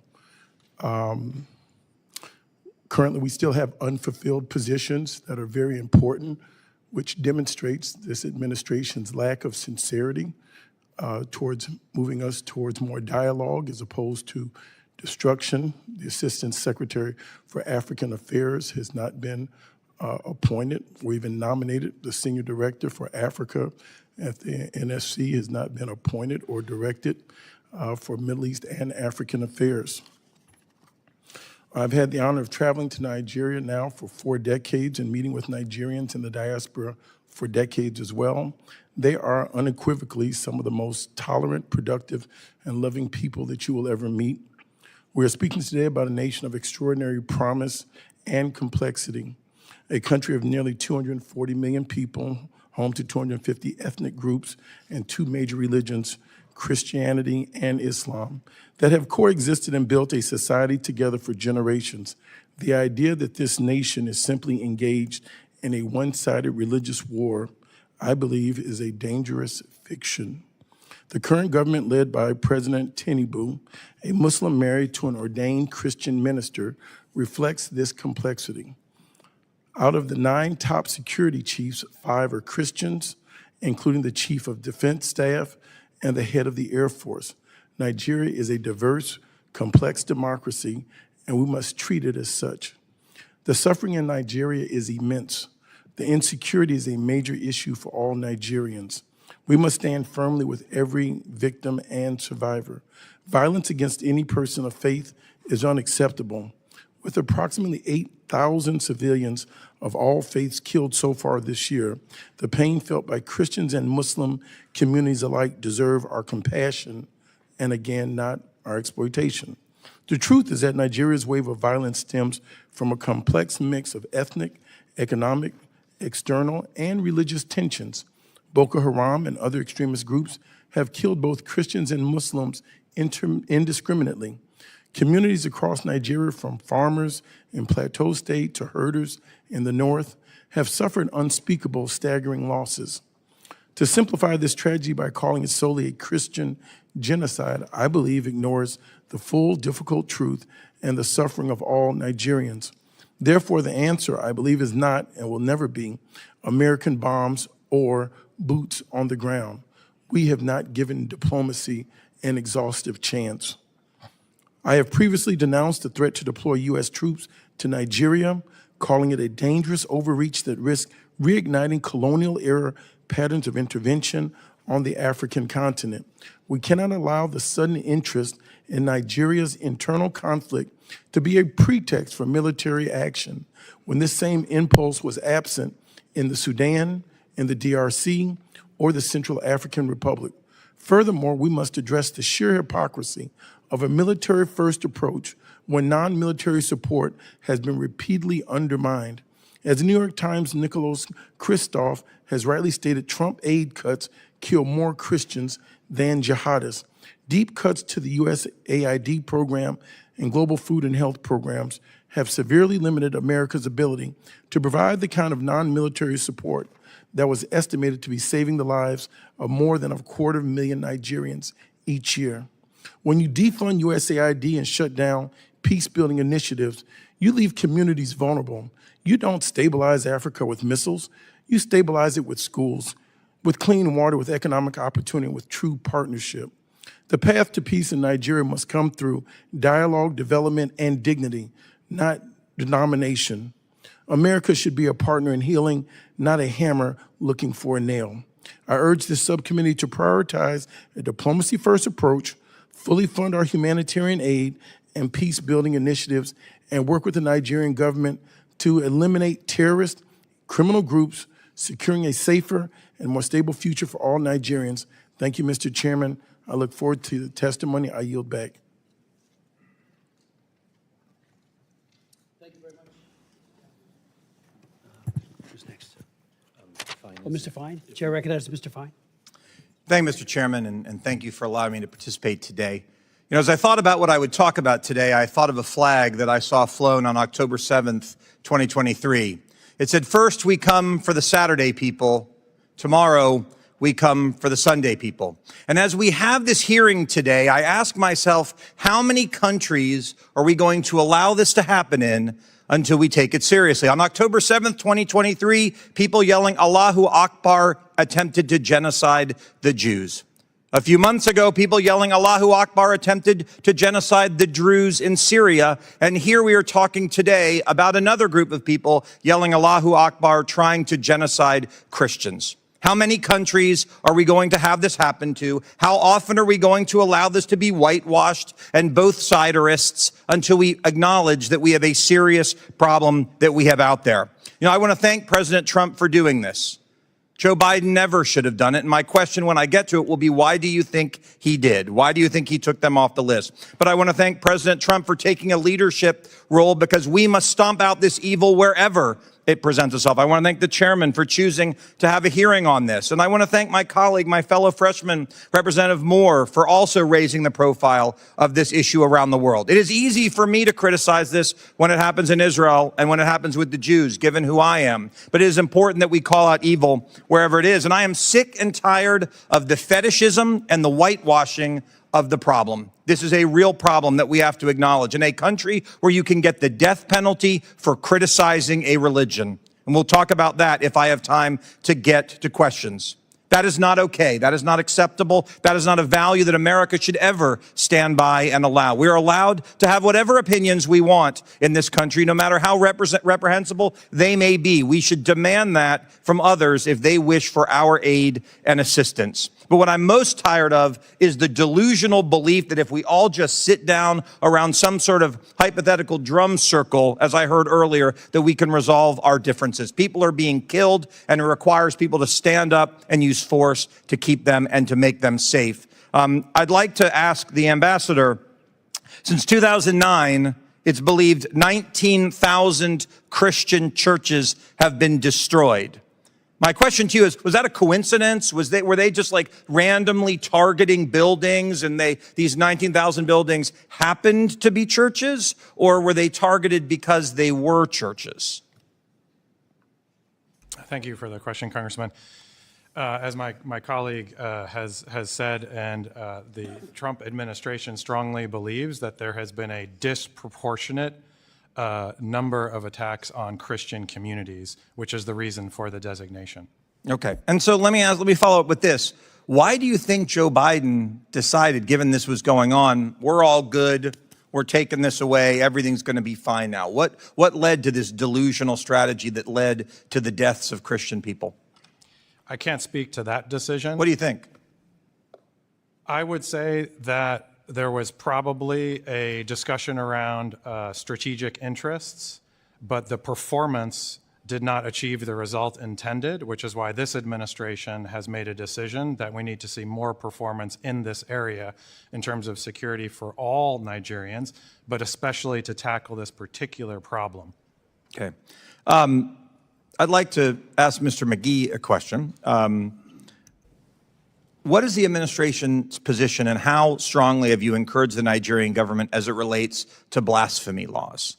You know, this idea, you talked about problems that people are having there. They go to jail for years because of their words, because of their criticism. Not saying I agree with their criticism all the time, but all they're doing is they're not threatening anyone, they're not killing anyone, but somehow they go to jail for blasphemy, something unfortunately many people moving to this country want to impose on us here. What has the administration done to say to that, that's not okay, we're not going to abide by that? So it is unacceptable in a free and democratic society to have blasphemy laws, period. They are not only imposing on somebody's free speech, but they're also imposing on their right to practice their own religion freely. And when blasphemy laws are used as a tool by the mob, or bandits, whatever you want to call them, to attack Christians, it shows that blasphemy laws are a problem per se. It's one of the reasons, one of the many reasons why the Trump administration opposes these laws, and it's one of the reasons why Nigeria is on the CPC list, because these Sharia laws are being used as a bludgeon against Christians oftentimes. Well, I want to thank you both for being here, and I will close by thanking President Trump for being willing to go after Muslim terror wherever it rears its ugly head around the world. Thank you, Mr. Chairman. I yield back. Thank you, Mr. Fine. Dr. McCormick. Thank you, Mr. Chair, and thank you for having this hearing. Africa is an area of particular concern to myself, a person who's been deployed there a couple times on Marine Expeditionary Units, seen some horrible things. It was interesting to me when one of the caucuses here in this august House claimed that President Bush waited too long to go into a certain country to secure the capital of Liberia after a presidential exile because he didn't give a damn about Africans. Meanwhile, we stood by during the Clinton administration in '94 when I was in Entebbe, Uganda, waiting to go into Rwanda, while about 1 million people were killed in very similar fashion to what's happening right now. People being hacked to death with machetes. I've seen some very graphic things of what's going on right now. People literally being dismembered by machetes. People digging their own graves and literally being just summarily executed. And yet the right thing to do is to continue with the diplomacy that's resulted in this all along to take them off the CPC. And this idea that this ever went away is ridiculous. We're right now considering selling arms to them, one of the most advanced attack helicopters, the AH-1 Whiskey, the Viper, or it's actually it's a Zulu. I'm very concerned with how that's going to be deployed and against whom. We've seen the integration of very, very radical people inside of the government agencies themselves. And we've seen this in Afghanistan. When I was in Afghanistan, we saw the same thing, where the bad actors actually get inside of the government agencies and turn upon their own people. Very concerning. We saw Tigran Gambarian, one of my constituents, taken hostage by the Nigerian government and held hostage for several months because of some business dispute they had with somebody in America. Bad acting on the Nigerian government's behalf. Now, you talked about, I'm going to quote you on high-level things, Mr. McGee, high-level meetings, what the next step would be, a lot more. But I'm asking for specifics at this point because I've never seen generalities ever result in anything that's been of consequence. What can we do on the by an international community, whether it be from the trans nation in Africa or through the international community, through the UN, which I've seen be highly ineffective in the past, but what can we do of quantity and quality that's actually going to make a difference in Africa because we haven't been doing it? What specifically, not generalities? Can you give me those answers between the two of you? Sir, just a clarification, please. Across all of Africa or specifically in Specifically Nigeria? in Nigeria, but all of Africa can actually contribute to solving this problem. We can use several countries to help us out with this. We don't have to be the only force to be.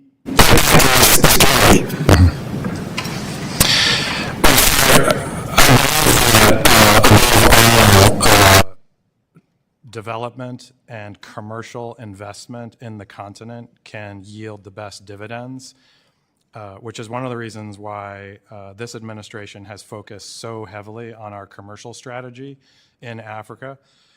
We rewrote the strategy, and we've focused very heavily on delivering U.S. companies to the continent because we believe that they offer the best in terms of quality and can bring the most development. And it also delivers for the United States. We've focused very heavily on security, and AFRICOM has engaged heavily across the continent. So security is very important. Law enforcement is a very important piece of that as well. And so I'd say, as you look across the continent, the number one priority that I would place, because it lifts all boats, is the economic piece, and I'd focus on commercial. So the AFRICOM commander is a Marine, 4-star, good friend of mine, and I understand what his limitations have been. You know, obviously, we don't want to be, if you're not invited into a country, it makes it much more difficult. I've seen the leverage we have economically, but I'm worried also about pushing them into Chinese arms, which they're ready and waiting to pilfer that country and its resources. What about how we deal with the international community coming in there and stabilizing it in a military fashion so that we can actually stop the violence? Because it doesn't seem like the government's being effective in that at all. The new AFRICOM commander, General Anderson, it's good to hear that he's a colleague of yours, is highly capable, as you know, Special Forces. He's brought a lot of focus to the continent and how he would like to work with African governments, including Nigeria, on sharing information and on achieving better outcomes on the security side of the equation. And so he's been very, very engaged, and I believe will achieve results in terms of security on the continent. Okay. I'm just going to once again get back to the center point that wasn't really addressed, but I hope is addressed. Yes, we need that financial leverage on them, and I think they will pay attention to that. We have their attention, but it's not finishing the race. We need to bring the international community on board to solve this in very tangible assets, because the violence is real, it's not stopping, and Nigeria does not seem to be taking this seriously. Thank you. With that, I yield. Thank you very much, Dr. McCormick. Mr. Oshatsky.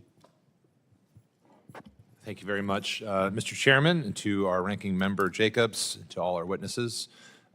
Ambassador Pratt, thank you for your many years of service to our country. I'll just open by saying I am a man of deep faith. Jesus Christ is my Lord and Savior. I have no problem sharing that. I am also troubled by the state of religious freedom in Nigeria and around the world. So I want to be clear up front, violence against Christians in Nigeria is a serious issue. Christians are being massacred and communities are living in constant fear. But this suffering is not just confined to one religious group. Masad Boulos, President Trump's own senior advisor for Africa, recently said, quote, "People are suffering from all sorts of backgrounds. This is not specifically targeted at one group or other. Terrorism has no color and no religion and no tribe." President Trump's own senior advisor. Muslims and Christians alike have lived under the constant threat of extremist groups like Boko Haram and ISIS West Africa for far too long. And so the real story here for me is not about Nigeria's intent at the institutional level to persecute people based on faith. Instead, it's really an issue of capacity. The Nigerian government lacks the means to protect communities against groups that kill indiscriminately. To be clear, this does not abdicate the Nigerian government from responsibility. A government's duty is to protect its people, and when there's a failure to do so, whether that's neglect or corruption or governance, leaders must be held accountable. But capacity within Nigerian institutions maintain peace is a real question, and we should be asking what the U.S. is doing to help Nigeria build that capacity. Are we offering real partnerships or just threatening airstrikes and sanctions? Or instead, are we thinking about technical support, training, and investment in the institutions that prevent violence in the first place? So let's work together to fix what is broken, and I appreciate the ranking member for opening up this hearing with additional support options, and I want to thank, again, the chairman for convening this. On the issue of capacity, Ambassador Pratt, you've said that Nigeria needs to do more. If they don't have the capacity to do more, we should help with that. And so I want to know, I guess my question there is, does the State Department assess that the Nigerian government has the capacity to protect Christians and other religious groups from extremist violence? Nigeria is a very wealthy country, very populous country. We believe that this is a question of focus. There is a security problem in Nigeria, a very serious one, that we are trying to help the country address. And we have brought tools to the table in terms of U.S. programs and assistance. In particular, on the issue we're discussing today, we would like to see more focus on that particular issue, in addition to addressing the larger security question that you referred to. Okay, I look forward to working with you on that. One other issue that's important to me is youth and youth development. The U.S. Commission on International Religious Freedom's 2025 annual report recommended broad support for Nigerian civil society organizations. The U.S. has historically done that. A State Department-funded program in northeast Nigeria called Nigerian Youth Care brought together Christian and Muslim youth leaders to promote dialogue between those two communities. These programs divided Nigerian youth with mentorship and training on how to bridge religious divides. Unfortunately, that program was disrupted for months because of stop work orders, and the State Department did not grant the implementer an extension of the project at the end of the fiscal year. To either the ambassador or Mr. McGee, can you explain why this project did not receive a no-cost extension at the end of the year? And would you recommend to the Secretary to reinstitute this program to reduce violence and promote that interfaith dialogue? Thank you for your question, Representative. As I said earlier, the United States is by far the most generous country with our foreign aid, and we plan to still be the most generous country with our foreign aid, as Secretary Rubio has said. So some programming that you mentioned, we actually have ongoing programming in my bureau that leads to early warning, early response systems that also includes dialogue between religious communities. As many members have stated, this is a complex problem. It's not one that can be addressed with one neat solution. There are, of course, like every human action, multiple drivers of this persecution, and there are multiple communities being affected, not just Christians, as you mentioned. Yeah. But we must tell the truth. That begins an honest relationship with Nigerians is to tell them that a lot of this violence is driven by religion, religious persecution, religious extremist ideology. And so in terms of programming, we're committed to the programming that we have on the ground that is effective. It's saving lives, and we are reviewing every foreign assistance dollar at the State Department to make sure that taxpayer dollars are used effectively and actually helps people on the ground. That's great. I thank you both for your time and your testimony today. I look forward to following up on those programs with you. And with that, Mr. Chairman, I yield back. Thank you. I'd like to now recognize Mr. Moore. Thank you, Mr. Chairman. Thank you, Chairman Smith, for convening this hearing. And I just want to recognize real quick the tremendous impact that Chairman Smith has had in this realm of human rights, Christian persecution over the decades. I'm a former staff member, actually, of this committee. I worked on this committee when Chairman Smith was on this committee. He had a very large impact on me as a staff member, and to come full circle back around to be on a hearing on such an issue that was really inspired by Chairman Smith's work here when I was a staff member. Thank you for that. And but I think one of the things that's, and I would say disheartening in this, hearing some of the media reporting and frankly, some of my colleagues on the other side of the dais here, is this misdirection of what is happening. There is a persecution of Christians in Nigeria. The witnesses have made that clear. We heard the bishop speak. I don't know how many times we have to hear it or how many reports of martyred Christians, my brothers and sisters in Christ in Nigeria, how many times we have to hear that happen to take it seriously. And one of the things that concerns me is that it feels like at times it's echoing an indifference around this, and somehow we're going to develop our way out of it through developmental programs, and this indifference sounds like echoes of Rwanda to me, where we did nothing on that. And I think, as you remember quite clearly, President Clinton has stated that as one of his largest failures in his administration. President Trump has made a definitive decision to actively engage and stop the killing in Nigeria, and I think he deserves a lot of credit for that. You all have used a word that I think is very apt in this, and this is prioritization. And as Chairman Smith put it perfectly in his opening statement of this hearing when he spoke with the senior officials in Nigerian government, is that we do want to work with them. We have the opportunity here. I think the Nigerians have an opportunity to deepen and strengthen their relationship with the United States if they will prioritize the protection of these communities. Of course, non-Christians are being killed too. We're not saying that's not happening, but there is a systematic, targeted campaign that's happening here. I met with that same delegation, same as Chairman Smith did, and some of the feedback we were getting is a little bit of that same misdirection. But let's not turn a blind eye to what's happening. Let's not believe our lying eyes, right? One thing I'd want to point out here is we've had religious organizations and advocacy groups have been calling for humanitarian assistance in the Middle Belt region. And my understanding is that the Tinubu administration has not specifically requested it. That's why it's not there. They just have to ask for it, and our State Department will then provide that assistance to those organizations on the ground. That is a perfect example of prioritization and indifference to what is happening here. So that would be a great, to use your department's term, confidence building measure on the part of the Tinubu government in this, if they are serious about this. Because I can promise you President Trump is. He is very serious about this.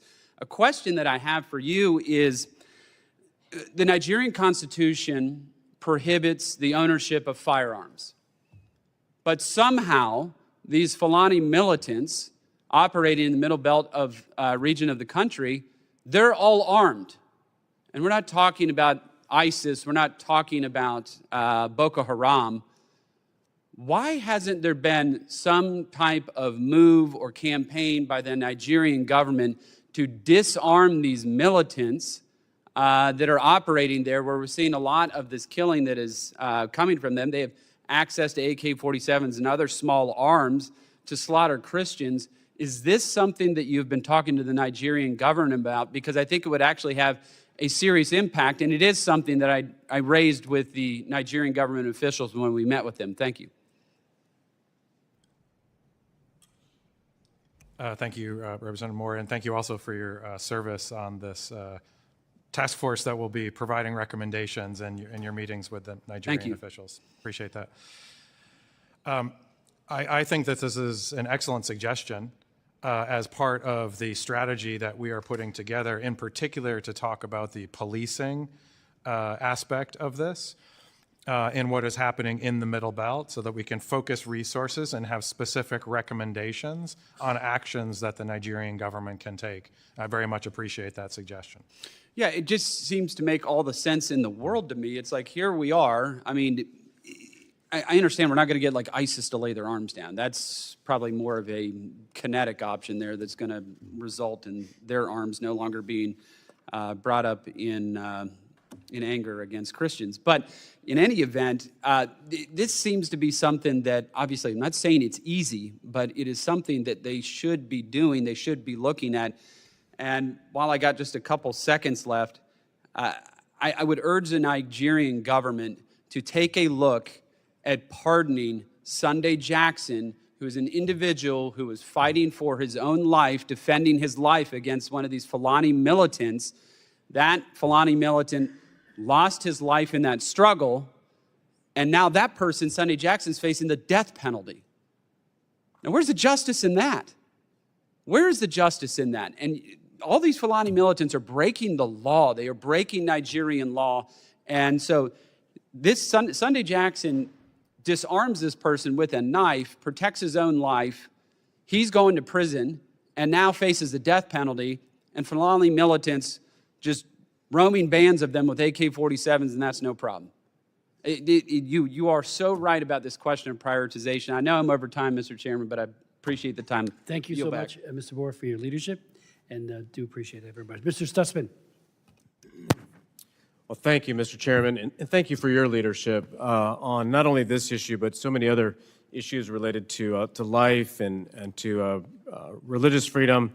I want to thank the ranking chairman as well, and appreciate the witnesses for being here. You know, before I begin, I just think it's really important to recognize that, you know, what is happening in Nigeria, it's not unique, and that's why religious freedom really matters. It's the core foundation of our Constitution. I mean, I would argue that you can't have economic freedom if you don't have religious freedom. I've been doing some work with the new administration and the changes that are happening in the Middle East and Syria. And, you know, Syria is a very diverse country, and it's so critical for them to have religious freedom, and respect goes both ways. And I think it's really important, and I think could have a huge impact if Christians and Muslims and Jews and, you know, name all of the religions, if we would all stand together and condemn violence, condemn this sort of violence that's happening in Nigeria, condemn the violence that's happening in Soweto in Syria against the Druze and against the Christians and against those that, you know, would push back. I appreciate President Trump, who I believe is the strongest diplomat, he's the strongest negotiator, and especially when it comes to religious freedom. He's been willing to call it out around the world. And so we have this opportunity as Americans to really push the importance of respecting religious freedom and it really being part of the fabric of every country. It's also important for us here at home. I mean, you know, not only is religious freedom important around the world, but it's really important for us here at home. I mean, the last thing we want to see is threats to religious liberty in the United States. We need to be the example, and rather than just looking at others. I mean, we have, of course, a very strong, diverse nation as well. One of the things I want to ask and get to is we talked a lot about the tools that the administration has. Senator Cruz and I introduced legislation that would redesignate Nigeria as a country of particular concern. And again, of course, very disappointed to see that that was revoked during the Biden administration and the steps back that has caused there. I want to ask, Daniel Ada is from Benin. He's as a candidate for president. I just visited with him. He's a friend of mine. I was asking him, since Benin is right next door to Nigeria, what are we seeing in the surrounding areas? Are we seeing some of the same attacks and atrocities in other countries? And is there any sort of coalition? I know the Nigerian government is acting like this isn't happening, but is there any sort of coalition being led by us or within the region to fight back and to push back? You know, I appreciate Mr. Moore's comments about disarming the jihadists and those who are attacking, but is there any discussion about arming the innocent as well, as in making sure that they have the ability to defend themselves with their local law enforcement and is local law enforcement working for them? So a couple of questions in there, but I'd be happy to hear from either one of you. Thank you, Representative. The security problems, very, very serious ones that exist across the littoral states of Africa are common and are shared, especially in the north, as we see more and more terrorist insurgent action. And so this is a shared problem. We at the State Department, but especially the Department of War and AFRICOM, have focused very heavily on sharing intelligence and trying to create the type of cooperation that you referred to between those countries so that they're sharing information, using best practices, sharing intelligence with each other to be more effective. In terms of the particular problem that we are discussing today, this targeted attacks against Christians, it is most acute in the middle belt of Nigeria. One of the things that we know in the Middle East is looking at the curriculums that are taught in schools, and especially, you know, some of the curriculum that we saw that was being taught in Gaza to the young children about, killing a Jewish soldier is something worthy of. I mean, do we see this sort of education system at all in these countries? Because what are the young people learning? Are they learning to be pursuing peace and prosperity? Or are they also being taught anywhere in these schools some sort of jihadist activity is worthy of accomplishing? Refer to my colleague from DRL as well, since they publish reports on this that cover some of these issues. Sure. So you'll see in our human rights reports where we call out human rights violations across countries around the world. In terms of Nigeria's curriculum in particular, I don't have that information right in front of me, but we're happy to report back to you on the committee. Sure. No, that's fine. I appreciate you both, and thank you again, Mr. Chairman, for having this hearing. Thank you for your questions and comments. We are joined by the former chairman of the Africa Subcommittee, who is now over at the Energy and Commerce Committee, James, and I want to thank him. February of 2024, he had a very important hearing on Nigeria and other advocacy throughout that time. So the floor is yours. Mr. Chairman, thank you so much for your personal invitation, for your leadership, and for your friendship. I'm honored to be back.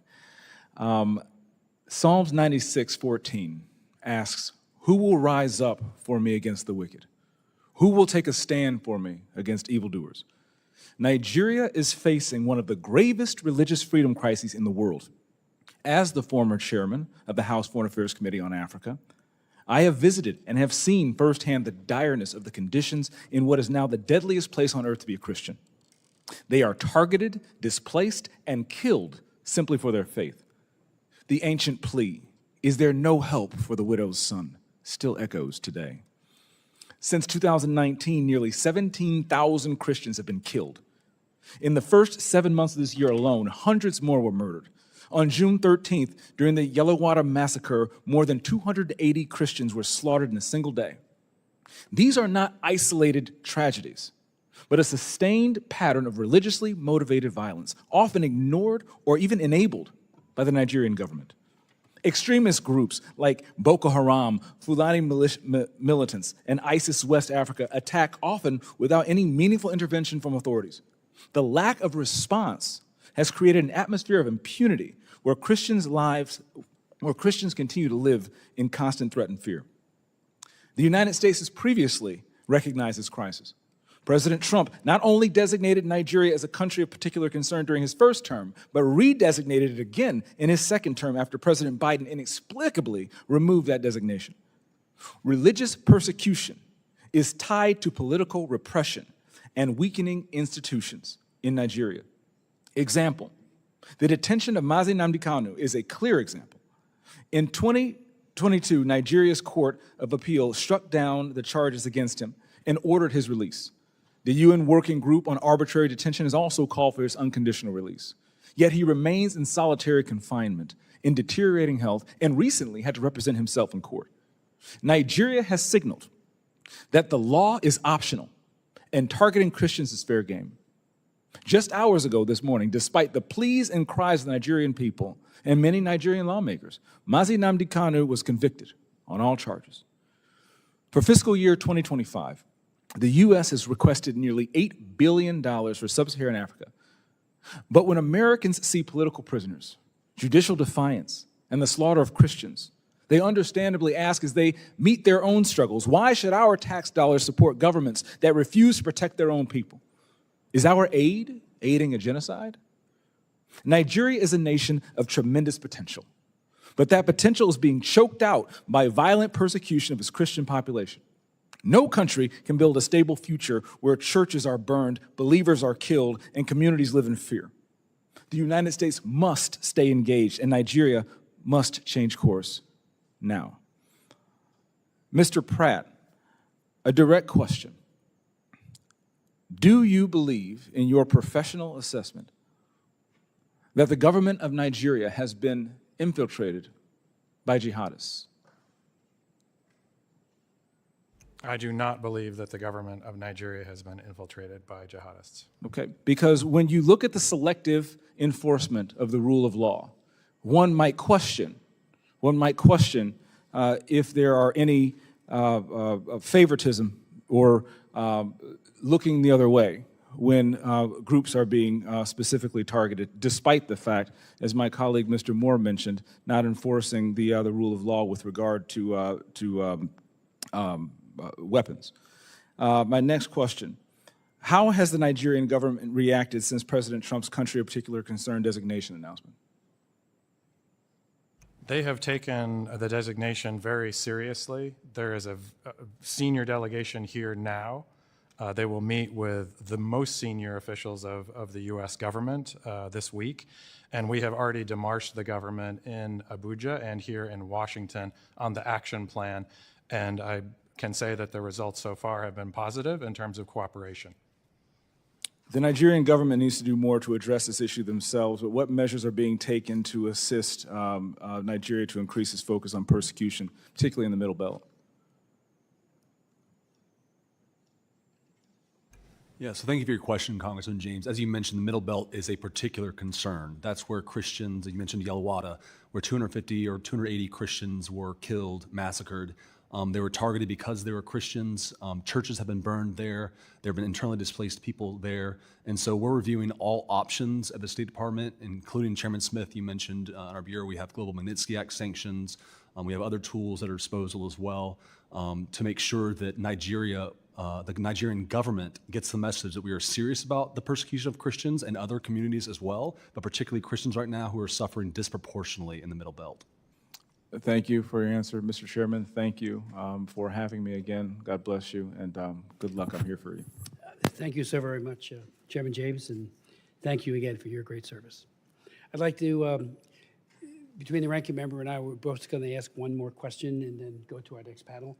I would like to yield mine to my good friend, Mr. Hozenga, who asked a very serious question about the IDPs in Benue, and if there's any answer that you wanted to give and the tyranny of the clock precluded that, please feel free to do so, and then I'll yield to my friend and colleague. Thank you, Mr. Chairman. I appreciate you yielding to me, and I think you saw my passion on this earlier, but there are serious issues, and part of that interview from Arise TV, one of the other questions to me was, well, doesn't the CPC damage Nigeria economically in a way that is going to disincentivize economic growth and foreign companies coming into the country?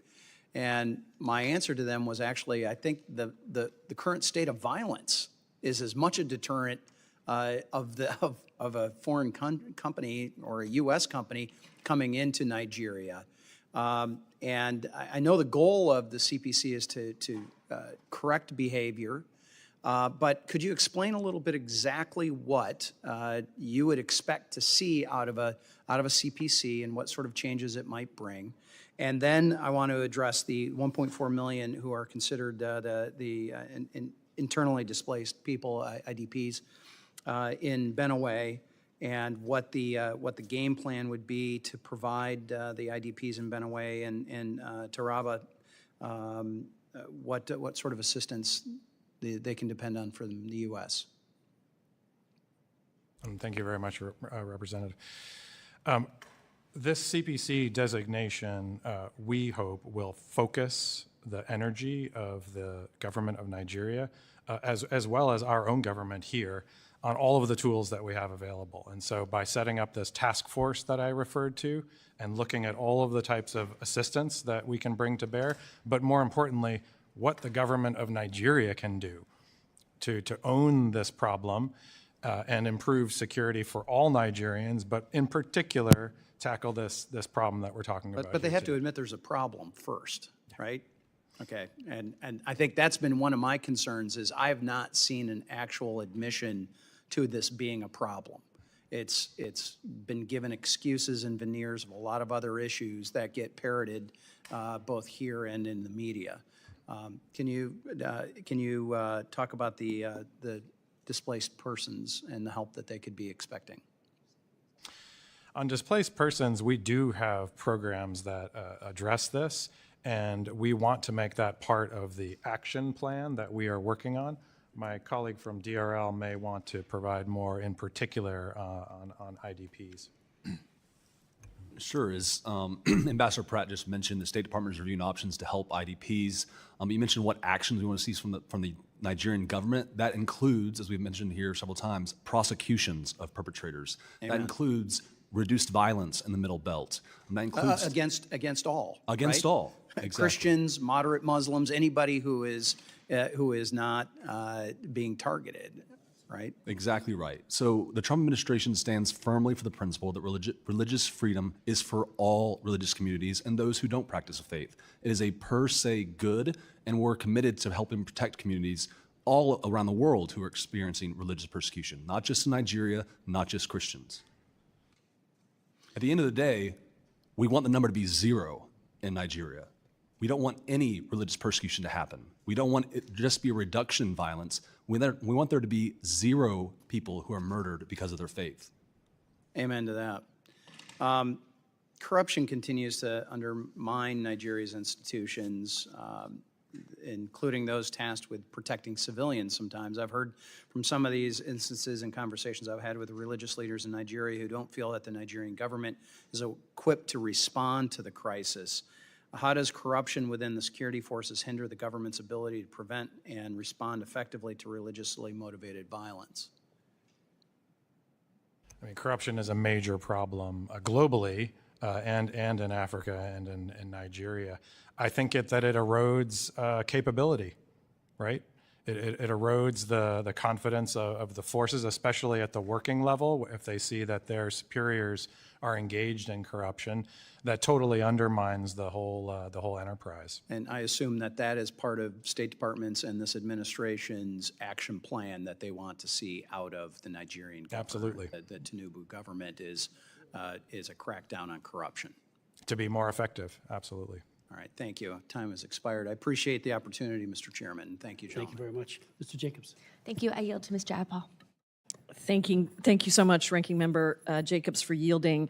I think this has actually been a good discussion on this committee and an important one around what strategy we use to eliminate violence against any community. And I think the issue for me is that if you define the problem as people being attacked only because of their religion, that would lead you to one set of solutions.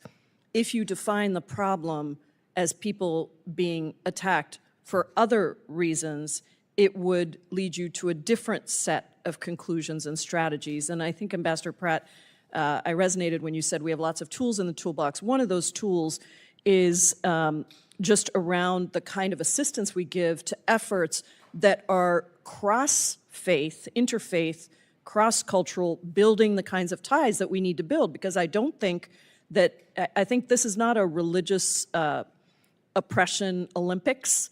We're not trying to say one religion is worse oppressed than another. We're saying, how do we get to that ending point that we all agree on, that there shouldn't be violence against any of these communities? And so I guess I want to ask you about programming that specifically promotes interfaith or cross-cultural dialogue.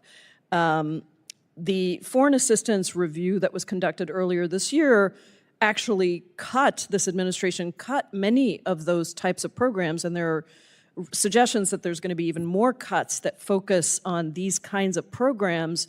One of the ones I was looking at very carefully that I know is Nigerian Youth Care, and that's one that provided Nigerian youth with mentorship and training on how to bridge religious and cultural divides. Given the administration's concerns about religious conflict and some of the shared goals we've articulated, can you explain why that contract was canceled?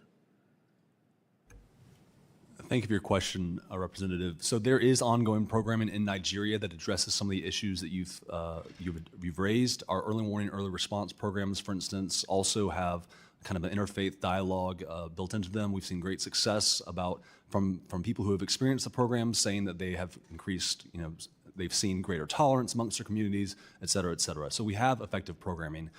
Broadly, in terms of foreign assistance, the Trump administration is reviewing every foreign assistance dollar, not to cut, but to make it more effective. We've reprioritized, we've reshaped foreign assistance in a way not to eliminate foreign assistance, but to make it more strategic.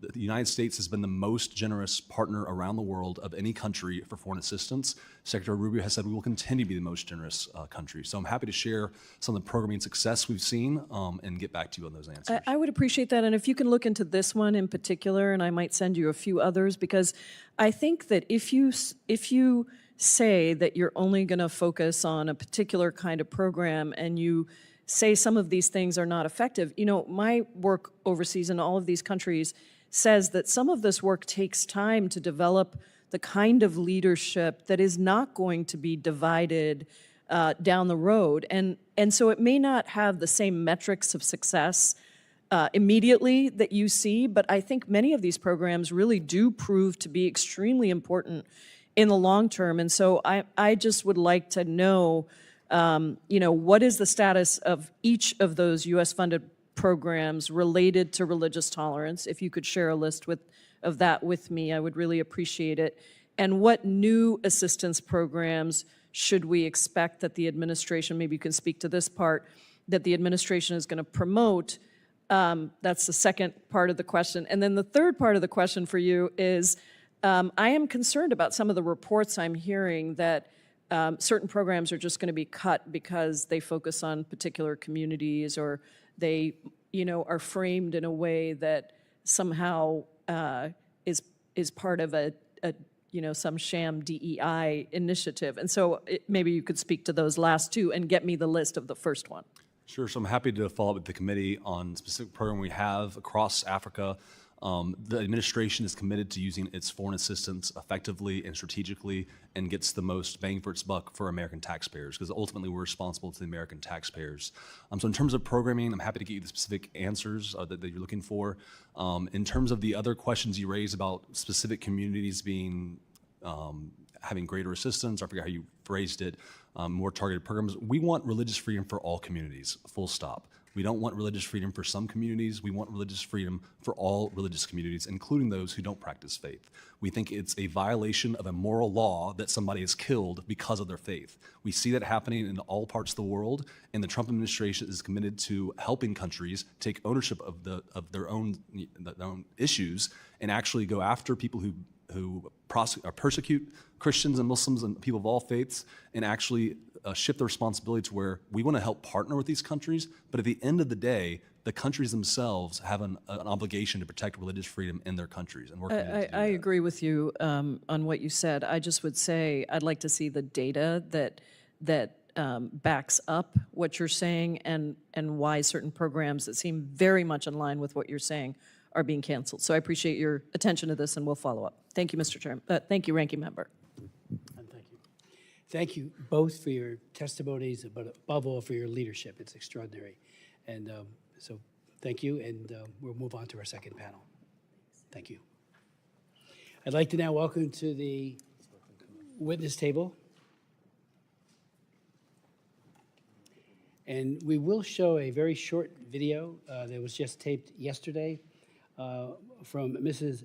Akpen, I should say, a survivor of the Yellowwater massacre. She lost 5 of her children, and it's just one example of the incredible heartbreak of being slaughtered because she's a Christian, because her family was a Christian. And that'll be showing in 1 second. But if our witnesses could come to the table.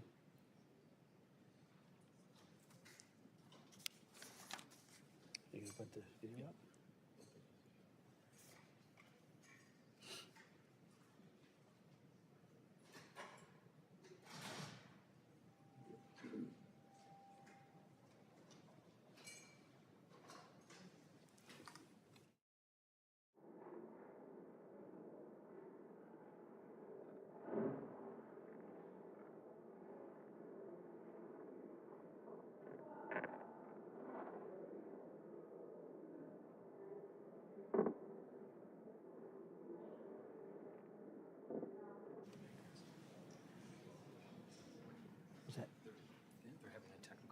Okay.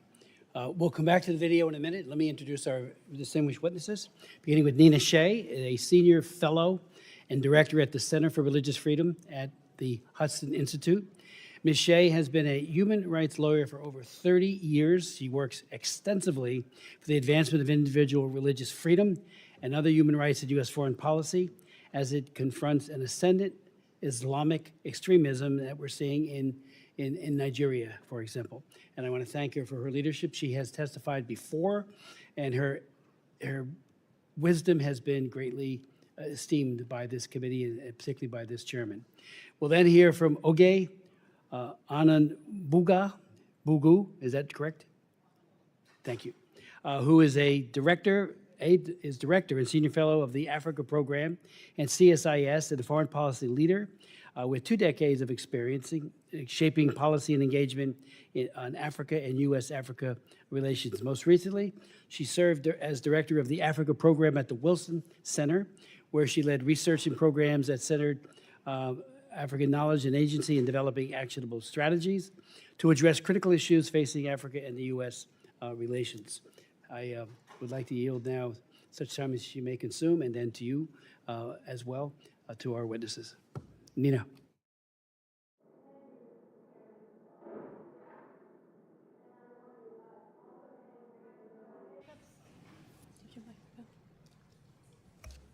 Okay.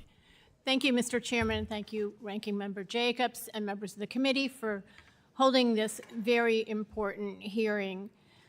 The debate about CPC designation for Nigeria began in earnest in Washington last spring after you, Mr. Chairman, had introduced a resolution that urged CPC designation for Nigeria, as you had previously done in 22, and when this subcommittee held a pivotal hearing on the case for Nigeria's CPC designation last March.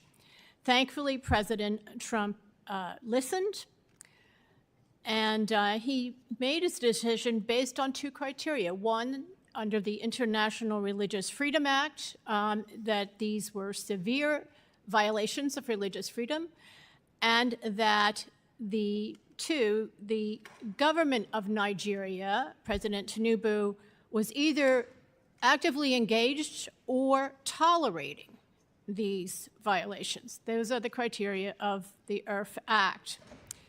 So Nigeria's multifaceted terror problem that has had a devastating impact on both Muslims and Christians alike is well known, but the long overlooked persecution of Nigeria's Middle Belt Christians by Fulani jihadi militias finally got Washington's attention when that March hearing was held, and Bishop Anagbe testified. The bishop gave startling firsthand testimony that described frequent raids on farmlands of his Makurdi diocese by armed Fulani Muslim herders who kill, rape, or kidnap residents, all the while shouting the jihadi battle cry, Allahu Akbar. Bishop Anagbe, who testified today as well, and I'm honored to be part of this hearing with him, related that 20 parishes in his diocese have been shut down because of these attacks. Moreover, he said, Nigeria's government was doing nothing to stop this. I agreed in my testimony then that Nigeria should be designated a CPC precisely because the relentless and systematic Fulani attacks targeting Middle Belt Christians are carried out with complete government impunity. By contrast, the government is fighting the terror groups in the north. So this is really key to understanding why CPC is warranted in this case.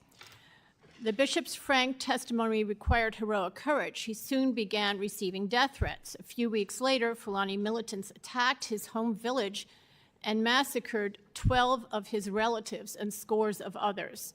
The priest directing his Justice and Peace Office, who took the body counts and came to the aid of survivors in such attacks, has been forced to take temporary leave after credible threats to his life.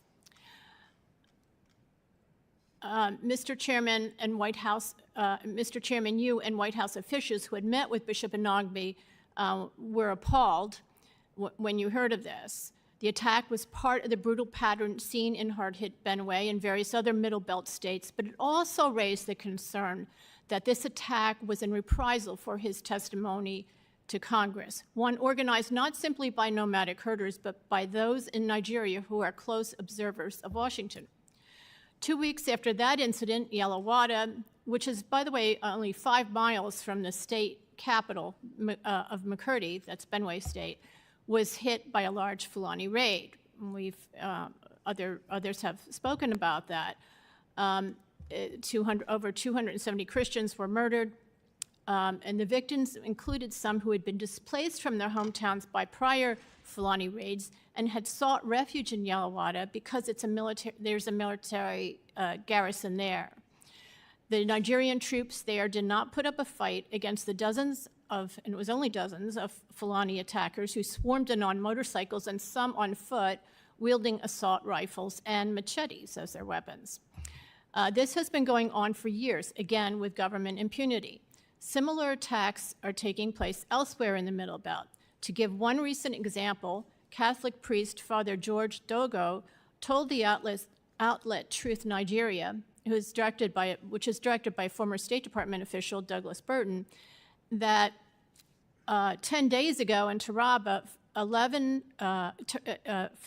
Fulani militants stormed through a local government area, indiscriminately killing 20 people and burning and damaging homes and churches. A survivor, Christiana Joseph, a 33-year-old farmer from Amadu village, told Truth Nigeria that as she was preparing to go to early morning mass, a Fulani militia arrived on motorcycles and shot into her house. She is quoted stating, "They fired for about 5 minutes, shouting Allahu Akbar. When the gunfire stopped, I went inside and found my husband of 14 years, John Joseph, already dead." Survivor Samson Haruna also stated that attackers on motorcycles with AK assault rifles strafed houses in his neighboring village. He said, "My neighbors, David Bawa and Titus Gregory, lost 5 family members between them. My house was riddled with bullets." According to the Truth Nigeria report on this Taraba attack, quote, "The Fulani militants that attacked were led by warlord Alhaji Tukur, according to community leader Usa. Wakori Diocese Bishop Mark Nzukwane called the crisis overwhelming and said that 335 Catholic churches have been destroyed and more than 300,000 Catholics there have been displaced beginning in 2015. That's just in his diocese. According to the head of a local security consultancy, Fulani militants plan and stage their attacks from an abandoned resort, now overgrown with vegetation, called Damjuma Farm, that the Fulani use as a cover for cattle grazing, he said. That's the head of this security agency. But that's just a smokescreen. And he commented that if the government wants to stop the attacks, they must clear out the terrorists from Danjuma Farms.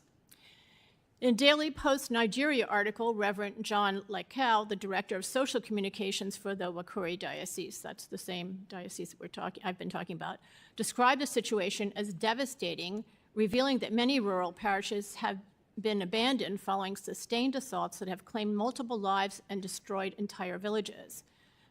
Bishop Nzukwane told the respected ACI Africa outlet last year that, quote, "If peace is restored, the region's rich agricultural landscape could provide a prosperous future for its residents. Instead," he said, "there is food scarcity because of these constant attacks." And there are countless reports like this across the Middle Belt. I mention this one because it shows that Abuja has failed to act even when the Fulani aggressors are identified and their base from which they launch repeated attacks are known. This represents not only a horrifying pattern of severe persecution by Fulanis targeting largely Christian areas, but also a shocking pattern of government tolerance of this persecution. I want to give one last example from Plateau State that occurred a month ago. The Reverend Ezekiel Dechomo of Plateau, who is the regional chairman of the Church of Christ in Nations, told journalist in Jos on October 24 that Islamic extremists have threatened to murder him from calling on the Nigerian and U.S. governments to help protect Christians against genocide. He told the Christian outlet Morning Star News, quote, "My life is in grave danger. Even as I speak, I am on the lookout for attacks. I no longer sleep with my eyes closed. I have been attacked before but escaped."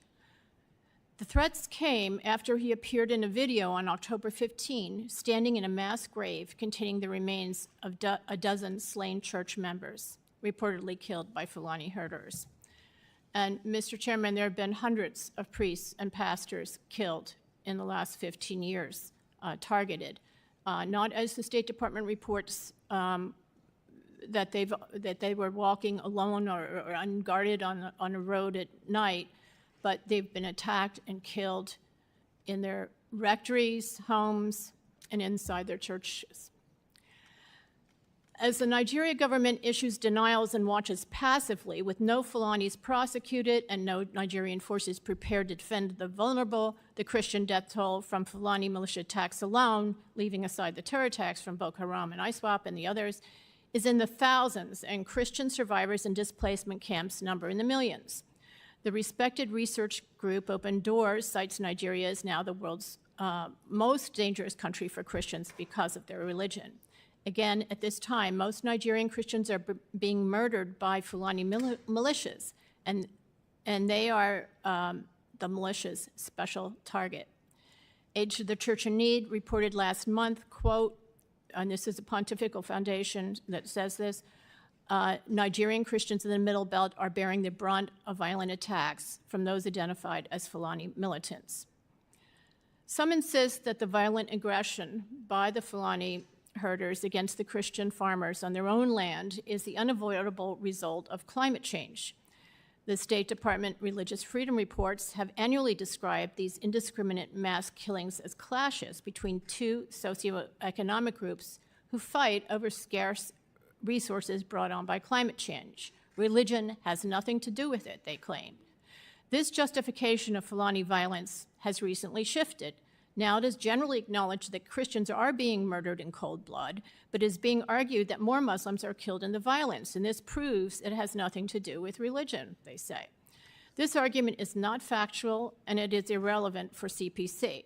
The premise that more Muslims than Christians are killed is debatable, as the scholarly Observatory for Religious Freedom in Africa documents. In any case, most Nigerian Muslims live in the north, where Boko Haram and a plethora of ISIS and al-Qaeda-linked Islamic terrorist groups attack them and non-Muslims alike, and this violence, too, is religiously based. However, significant for CPC criteria, the Nigerian military is actively fighting those terror groups in the north. By contrast, in the Middle Belt, where most of the Christians are being killed in recent years, and where Christians are the special target of Fulani herder militias, the government isn't lifting a finger against the Fulani militants. Instead, it is tolerating them and denying it is happening. I have also heard about sporadic Christian attacks on Muslim villages. To the extent that the government is not taking action in those cases, that is further reason for CPC designation. Political momentum to list Nigeria among the world's worst persecutors gained throughout October as the annual CPC review neared the year-end deadline, and reports of massacres kept coming. On October 21, the Pontifical Foundation, Aid to the Church in Need, issued its World Survey that reported, quote, the number and ferocity of the attacks on Christian villages in the Middle Belt have led some experts to conclude that these incursions are a deliberate land grab to remove Christians and Islamize the region, end quote. Various high-level White House officials in the State Department were also hearing from groups of religious freedom activists on Nigeria. Later that week, President Trump made the CPC designation.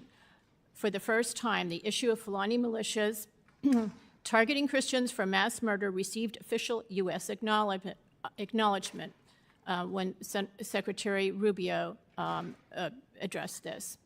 This, in turn, got the attention of Nigeria's President Tinubu, who said he is willing to work with the U.S. Until now, he has not shown the political will to stop this Fulani violence.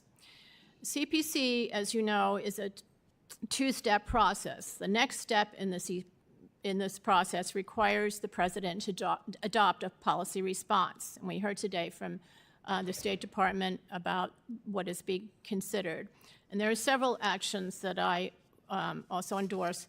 One is to, it's been raised before by Representative Moore, and it's my first recommendation, disarm Fulani herders. These militias are loosely organized. They don't have explosives or drones, don't use tunnels, suicide vests, or propaganda films. They are an unsophisticated but nevertheless lethal force because they come armed with AK-47s and 49s, while their targets have only homemade pipe bombs to defend, pipe guns to defend themselves with. Assault rifles, such as those used by the Fulanis, are heavily regulated by Nigeria's Firearms Act and illegal for the targeted Christian farming villages. The act specifically only allows homemade what are called Dane guns, cap guns, and other muzzle-loading guns. The act thus outlaws the firearms that would match the assault rifle firepower of Fulani militias and leaves the peaceful Christian communities essentially defenseless. President Tinubu should order the removal of Fulani heavy weapons, raiding their encampments at Dan Juma Farm in Taraba and other places in the process. He should direct the powerful cattle breeders associations, such as the Mayeti Allah Cattle Breeders Association, to cooperate in doing this. 2, fortifying targeted areas. So U.S. foreign aid in Nigeria in recent years has amounted to about $1 billion annually. Areas targeted by these Fulani militias should receive some of this aid to securely return home and reclaim their properties, rebuild, and defend themselves. For example, this aid could go toward intelligence sharing, the training and equipping of local private security guards, as well as other measures. Again, the Fulani militias are not the formidable foes seen in ISIS and al-Qaeda, and their attacks could be prevented relatively easily, prevented and defended against by these basic measures. Humanitarian aid is important, and this should be for the victims of Fulani herder militia attacks, and this should be distributed through trusted local providers, including through the churches on the ground that are currently one of the main aid providers to the survivors of these attacks. And it's just, again, tragic and ironic that productive farmers now need food aid since they have been driven from their Middle Belt farms. 4, sanctions against those aiding, abetting, and granting impunity to the Fulani herding militias, including those sanctions should include high-level officials in the criminal justice system and the military. The U.S. should gather intelligence regarding official responses to the Fulani herder militias and review possible visa and Magnitsky sanctions for those aiding and abetting. The Fulani warlords' names are known or knowable. Out of all the, I think it's important to understand that out of all the violent attacks by Fulani herder militias, there have been only a few arrests. One involved the prosecution of a Fulani herder who was convicted of destroying melons at a melon company who received a 10-year sentence. It shows the government can get tough when it wants to. And 2 high-profile legal cases of violent attacks on Christians have seen movement in recent months. One concerns the Catholic Church of St. Francis in Ondo, where terrorists killed some 40 worshipers on Pentecost Sunday in 2022. Depositions are being taken in that case. Ondo's bishop recently told me, but the trial has not yet started. It's important to note that's not in the Middle Belt, it's in the South. The 5 suspects being held are said to be part of the East African Shabab terror group and are not members of the Fulani herder militia. The other case involves the Yelawada massacre itself, where charges are have been filed against 5 Fulani herders in September, in an extremely rare example of prosecution that I believe is attributable to the pressure raised by the CPC debate in Washington. Finally, the International Religious Freedom Act suggests as a possible policy response to CPC designation a binding agreement with the country to prevent further violence. So I think that that is something that should be considered as well.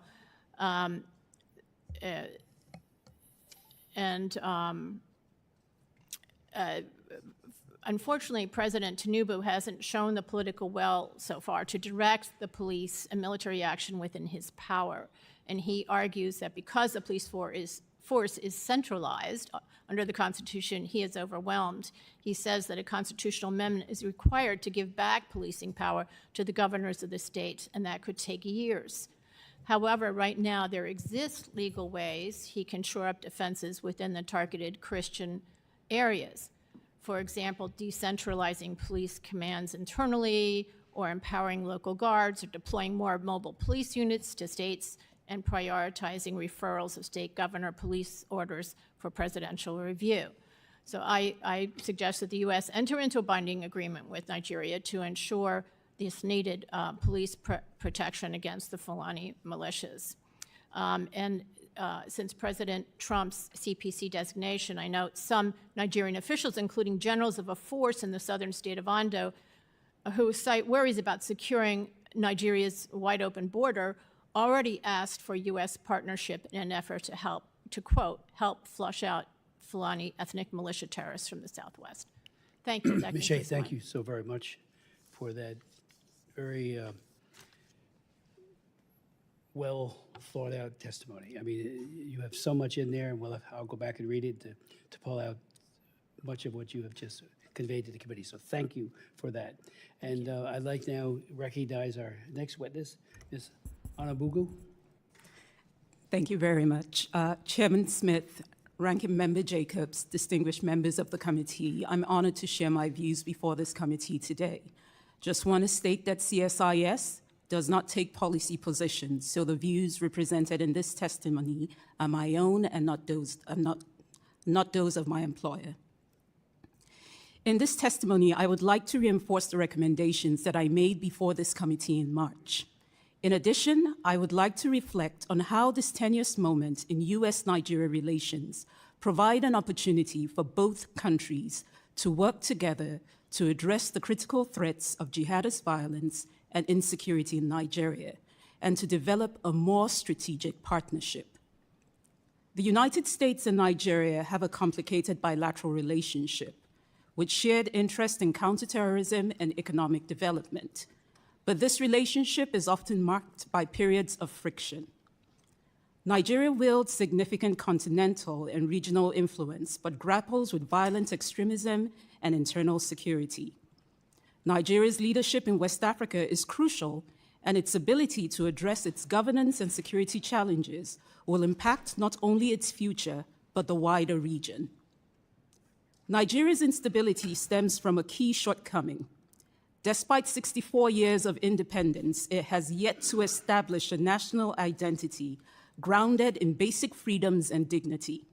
Currently, ethnicity, religion, and language, rather than nationality, define the identity of its diverse population. Understanding the violence in Nigeria requires looking beyond its apparent religious and ethnic motivations. For me, growing up in Jos Plateau State, I've witnessed the impacts of these ongoing conflicts on vibrant communities. In addition, coming from a family involved in Christian missionary work, I recognize the shared faith between Christian communities in Nigeria's Middle Belt and those in the US, rooted in the history of American missionary efforts. However, a narrow narrative that reduces Nigeria's security situation to a single story and frames it solely as the persecution of Christians oversimplifies the issue. Religious and ethnic violence is driven more by governance failures and is worsened by hate speech and conspiracy theories rather than being just a singular conflict. Nigeria is facing multiple security crises due to religious extremism, banditry, criminality, resource competition, communal disputes, and separatist agitation. These issues are intertwined with history, poverty, and political contestation. The interplay between religion and politics in Nigeria is deep and complex. Leaders often romanticize the country's unity, but fail to foster it, as we saw in the divisive 2023 elections. As Nigeria approaches another national election in 2027, religion will once again continue to influence candidate selection, voter behavior, and campaign strategies.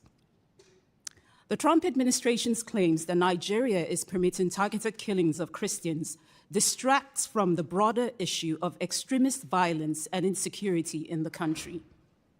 Since returning to civilian rule in 1999, Nigeria has been a major recipient of U.S. security assistance, primarily aimed at counterterrorism.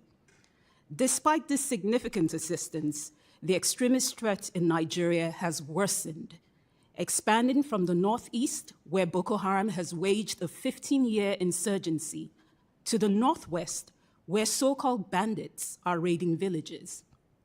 Most victims in both of these regions are Muslims. Since Boko Haram's emergence in 2009, Nigerian administrations, including the administration of President Tinubu, have struggled to improve security. And many Nigerians across the country acknowledge that the situation has only worsened in recent years. Therefore, narratives focusing solely on the killing of Christians often overlook Nigeria's broader insecurity and the fact that religion is usually a secondary factor in the violence. Recent violence in the Middle Belt predominantly affects Christian farming communities from various ethnic groups.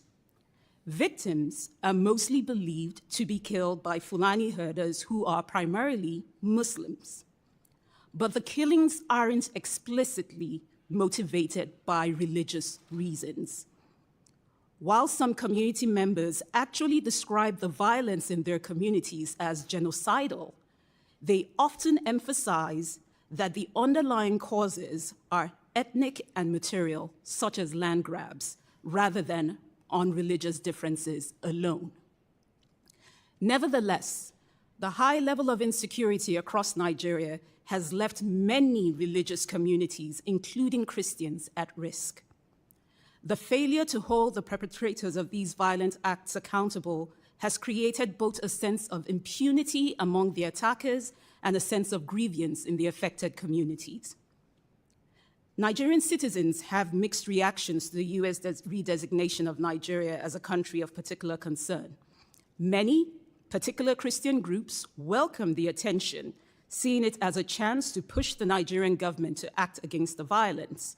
However, there are also concerns among many Nigerians, including Christians, that President Trump's threats of military action could also exacerbate existing political tensions. Public opinion surveys overall in Nigeria indicate a public consensus on the seriousness of the security challenges in the country, with many Nigerians valuing their diverse communities and believing in shared national unity over divisions. Now allow me to offer some concrete recommendations. First, to the United States government. It's important to engage deeply and broadly with communities across Nigeria. The US can play a constructive role, but it must avoid selective intervention and address the concerns of all Nigerians across all religions to prevent worsening sectarian divisions.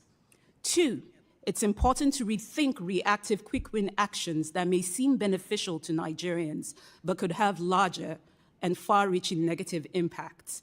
If the Trump administration proceeds with unilateral military action in Nigeria, it could endanger the Christians it aims to protect and worsens divisions along religious lines.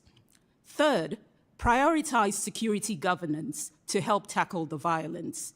The US should reassess its security cooperation with Nigeria, focusing on building a program that prioritizes security governance and ties military support to tangible reforms. This renewed partnership should extend beyond military aid to include intelligence sharing, rule of law, and governance. 4, support local actors that are advancing inclusive peace and conflict resolution. Supporting moderate religious leaders and community networks in developing early warning systems can shift the focus from identity-based conflict to sustainable solutions. 5, work more with Nigeria's states and its growing city centers. The US government should decentralize its engagement with Nigeria by strengthening dialogue and support for receptive leaders at state and local levels, particularly in the Middle Belt, which is home to about 45 million people. The focus should be on local security to foster a safe environment for agriculture and manufacturing. This approach should integrate economic development with sustainable peace by addressing root causes of the conflict through economic revitalization, institutional reform, and business initiatives. Finally, for the US government, it is important to revive the US Congressional Bipartisan Caucus on Nigeria. The US relationship with Nigeria is a key strategic partnership in Africa, An active bipartisan congressional caucus will highlight this importance, foster discussions, and provide a platform for diverse perspectives to better inform legislative responses on various issues. Now, recommendations for the Nigerian government. It is important to appoint a Nigerian ambassador to the United States to improve its international engagement and manage narratives about its security realities. It's critical for President Tinubu to appoint a capable Nigerian ambassador to the US, as I also recommended in my testimony in March. Second, the Nigerian government needs to make accountability of both perpetrators and of the authorities central to the response. Nigerian citizens need justice, as criminality in the Middle Belt has increased due to impunity. The narrative of Christian genocide has gained traction because of years of mass killings without accountability, leaving many faith communities feeling abandoned. Third, Nigerian government needs to get serious about police reform. Nigeria's single federalized police force struggles to address the country's complex security challenges. The Tinubu administration needs to accelerate initiatives to improve citizen security, including the recruitment of 30,000 new police personnel he approved in June. The military in Nigeria is overextended. Many of them are handling duties that should be handled by the police.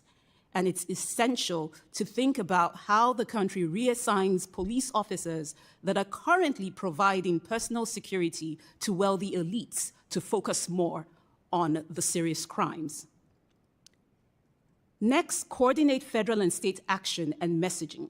Effective coordination so desperately needed among Nigeria's federal and state governments is often undermined by finger pointing, and this must stop. Finally, for the Nigerian government, it's important to start laying the groundwork for peaceful elections in 2027. Nigeria must address the use of religion as a trigger for electoral violence. The new leadership in its election commission presents a chance to restore public trust in the electoral system, promote responsible political behavior, and strengthen security and judicial processes. The violence in Nigeria has resulted in significant loss of life. However, addressing the country's complex security issues solely in religious terms and focusing on one group of victims is counterproductive. A fresh approach is needed both for Nigeria and the United States. Nigeria must tackle its institutional weaknesses in security, justice, and conflict prevention to effectively end the violence and hold perpetrators accountable. The US should engage in open dialogue and cooperation, fostering a better understanding of Nigeria's complexities. Both countries can leverage current diplomatic tensions to strengthen their bilateral relationship and collaboratively address the wider threats of jihadist violence in Nigeria and the surrounding West Africa and Sahel region, as both nations have vital interests at stake. Thank you again for inviting me to testify, and I welcome your questions. Thank you so very much for your testimony. We do have a video I'd like to show. This is of Mrs. Akpen, a survivor of the Yelwada massacre.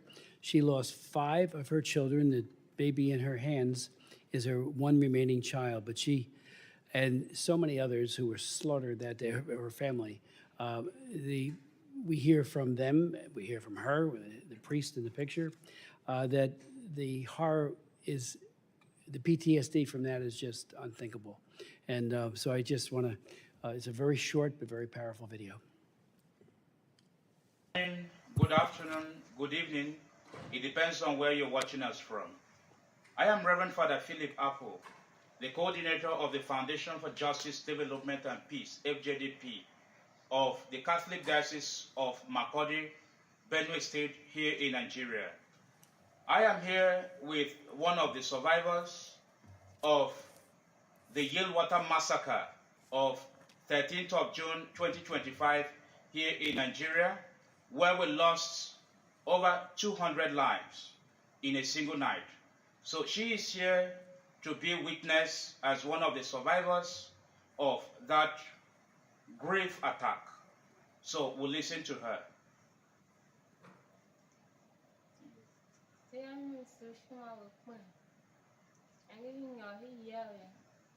That her name is Msushima Akpen.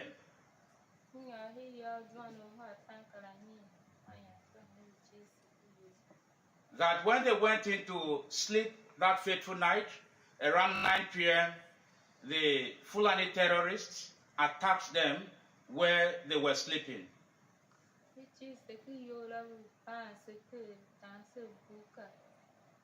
That they were locked inside the camp at Yilwata, and they were butchering them with cutlasses and shooting guns as well.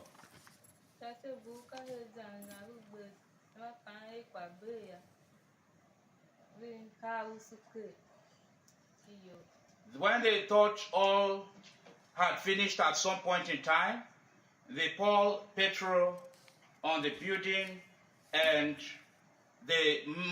majority of them were set ablaze.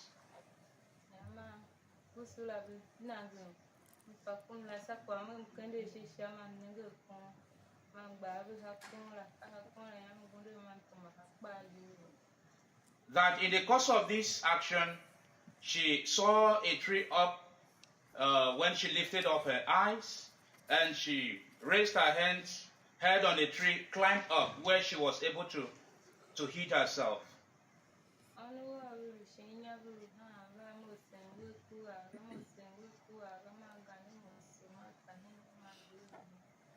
That her 5 children that she left below were crying, and in her presence, they were being slaughtered by the terrorists. Okay.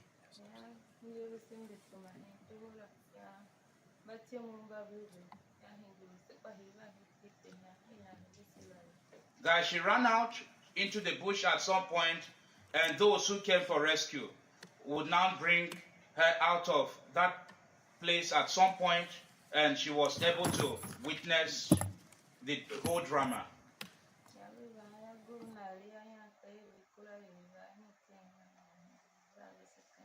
And when the people came, they were now relocated to a new camp. So thank you very much. This is the much we can receive from Msushima Akpen. God bless you. Thank you very much. And we now go to questions. Let me just ask, on one of my trips to Nigeria, I did visit the Fusion Center, which there was a great deal of cooperation beginning. And I mentioned that our ambassador, Mike Waltz, to the United Nations was actually deployed there as a Green Beret and a part of a special forces training component.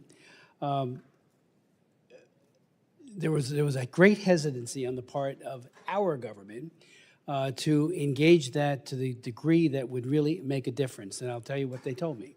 They said that they were worried about applying the Leahy law so that we do not fund or train human rights violators.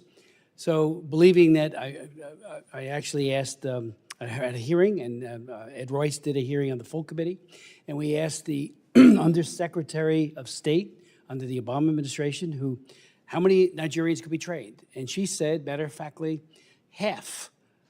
We don't need half, but a large number, half would be, that could be trained in counterinsurgency. They wanted night vision goggles, they wanted intel to track down Boko Haram and these other then emerging groups, ISIS West Africa, for example, and it never really materialized the way it could have. Now, one of the hopes I have, and we hope many of us have, coming out of this, will be that there will be a renewed effort to, again, support human rights trained people, men and women who are not accused, and certainly that is a very difficult thing to prove one way or the other. The Leahy law is very hard to implement. And I sat through an actual session with a Foreign Service officer in Abuja as he went through names, and just to get a sense of how robust the effort is. Very, very hard to do. But again, so many can be trained. And I think what we are hoping will come out of this, in addition to a whole lot of other things, is a very highly trained counterinsurgency force that will take it to Boko Haram, the Fulani terrorists, and others I note that just today, there's a report that just came out that the president is not going to a G20 meeting, and he's deploying additional people to a place where there were killings in Kawara. And I hope they're realizing we're not kidding in the United States.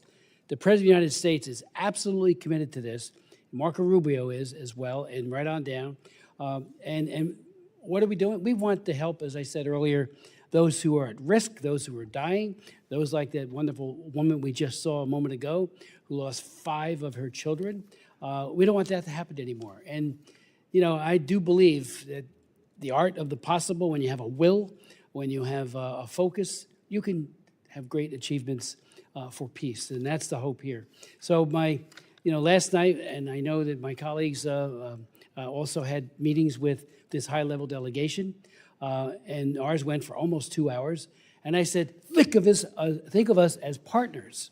You know, yes, we do have the ability to levy sanctions, and you may not like it, but we're doing it because we care about the people in your country that are being slaughtered, both Christians and Muslims. So your thoughts on really getting this cooperation off the ground? When I was there, I talked to a lot of people, and I followed up once I got here, and they had all these recommendations. Only a few, if any, were ever carried forward with, and that's unfortunate. Some were, but I think a top-to-bottom review of what can be done, what does it take, and then meanwhile, on the humanitarian side, and we asked this last night, and Mr. Ozenga asked this as well of our 2 witnesses from the administration. You know, the government really needs to do more for its IDPs. It has not, but we want to be helpful there too. Making sure that food, medicine, shelter is available to them. So the IDP camps that I've been in were awful. One was an old hotel that was just, makeshift turned into an IDP, and that was probably one of the better ones. So your thoughts on that, on really helping Nigeria to help themselves? Well, I think that that is important. That's the way to to tackle this problem once and for all. I think that President Trump has instilled at least some political will on behalf of the government to, within the government of Nigeria, to take some action. And it's absolutely essential to do this, both because religious freedom is a pillar of U.S. foreign policy. It's in compliance with the International Religious Freedom Act, which requires the president to review every foreign country to decide whether or not to designate it as a CPC, and that annually, and the year is ending, so it was appropriate that President Trump do that again. It's going to help alleviate just unfathomable human suffering, as we've seen in that mother's eyes today, to halt Nigeria's descent into failed state status and avert possible civil war, and not to deepen the spread of terror across West Africa. It's absolutely essential that Nigeria's government start engaging in the security of its own people. And again, there has been some willingness, political will, to fight the terror groups in the north, but there hasn't been any prosecution, so far successful prosecution, of any one from the Fulani militias at all. So I think that's... Just say that again for emphasis. There has not been, with the Fulani militias, efforts to... So there hasn't been, and then that is, I think, more of a police work, and warfare is very different now. There's human intelligence is getting rarer and rarer. There's drone intelligence and other forms of technological methods. But I think that it's actually a relatively easy problem to solve, relatively. And it should start with that. and simultaneously actually work on the, and help, locate Leah Sharibu, you mentioned, and the Chibok schoolgirls that are still enslaved. You mentioned, Mr. Chairman, that there was intelligence sharing in the past, but nothing happened. I think that was a prime case of that.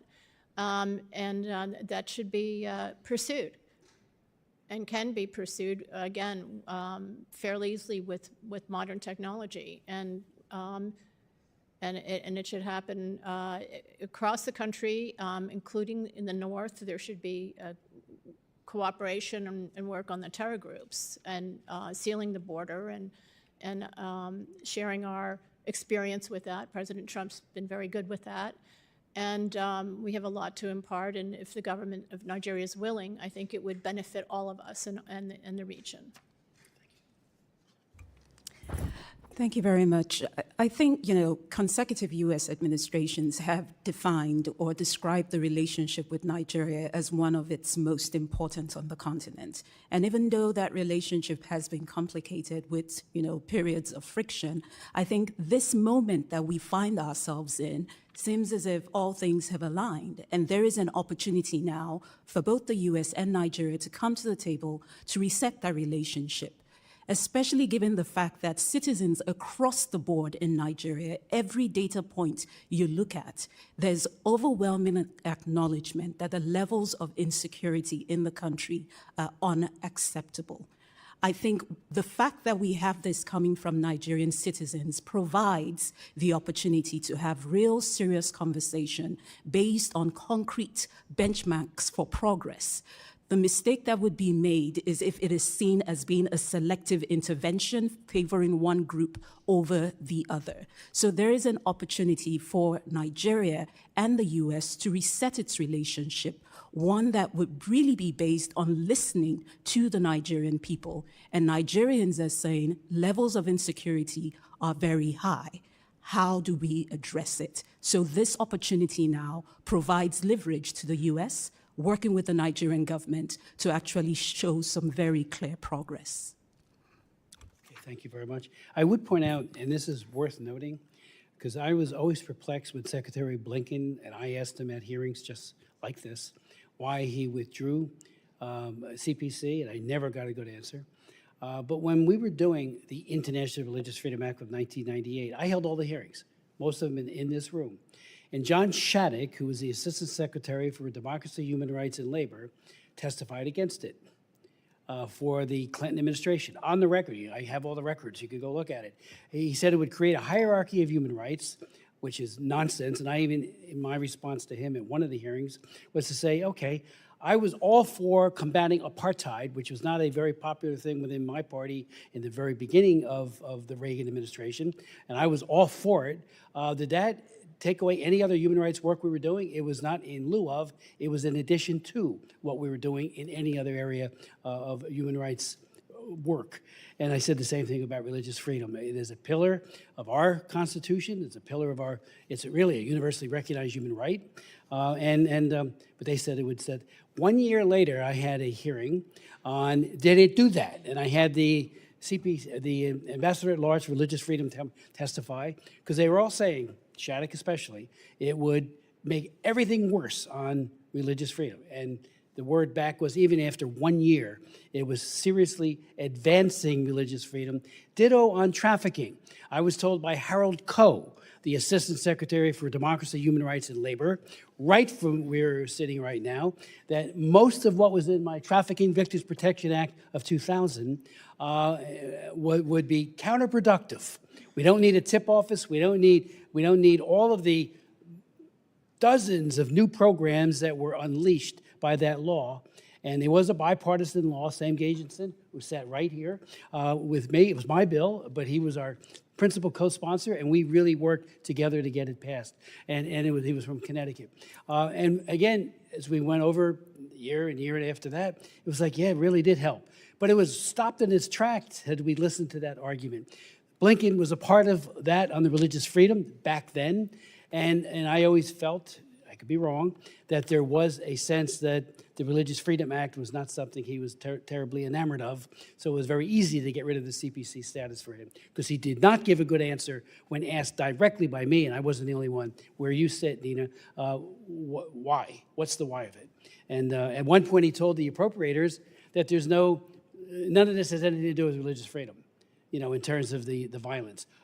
Really, it just doesn't pass a straight face test. So that's, in my humble opinion, one of the reasons why we had such, again, and I remind everybody, it was Clinton who signed the International Religious Freedom Act.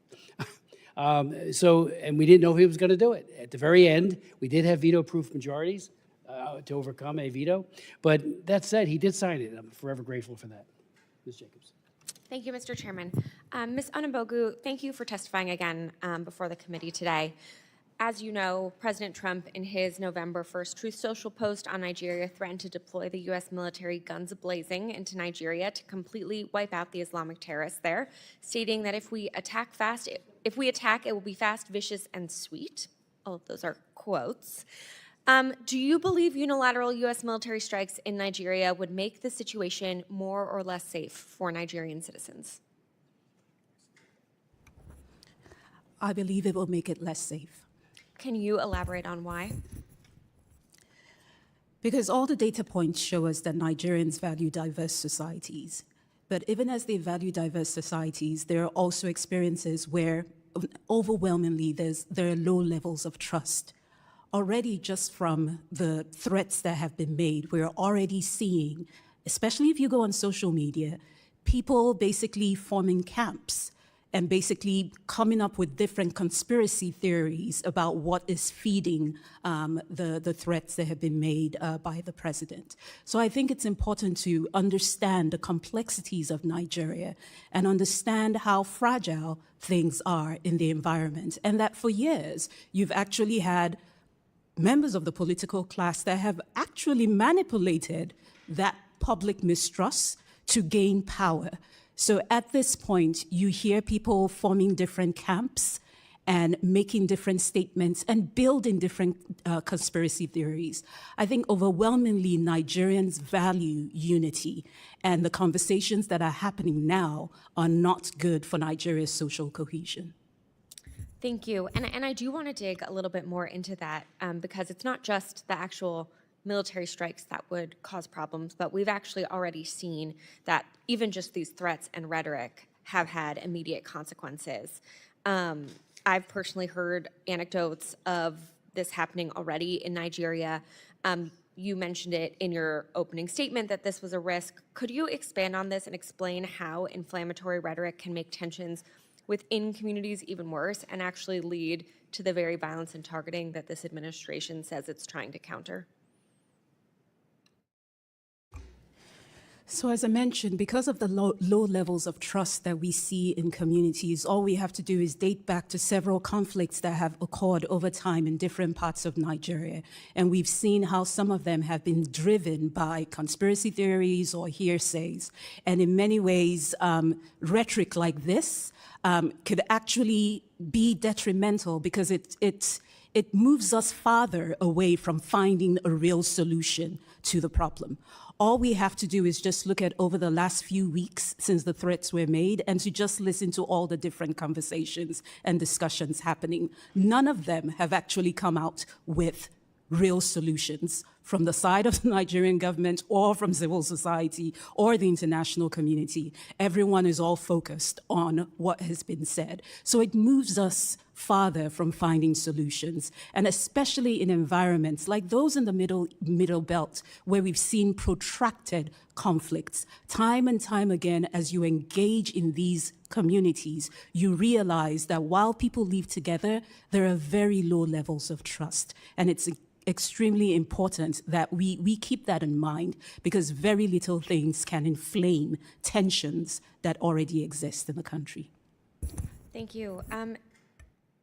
You've talked a lot about this deficit of trust, lack of trust, about the sort of crisis of governance in Nigeria.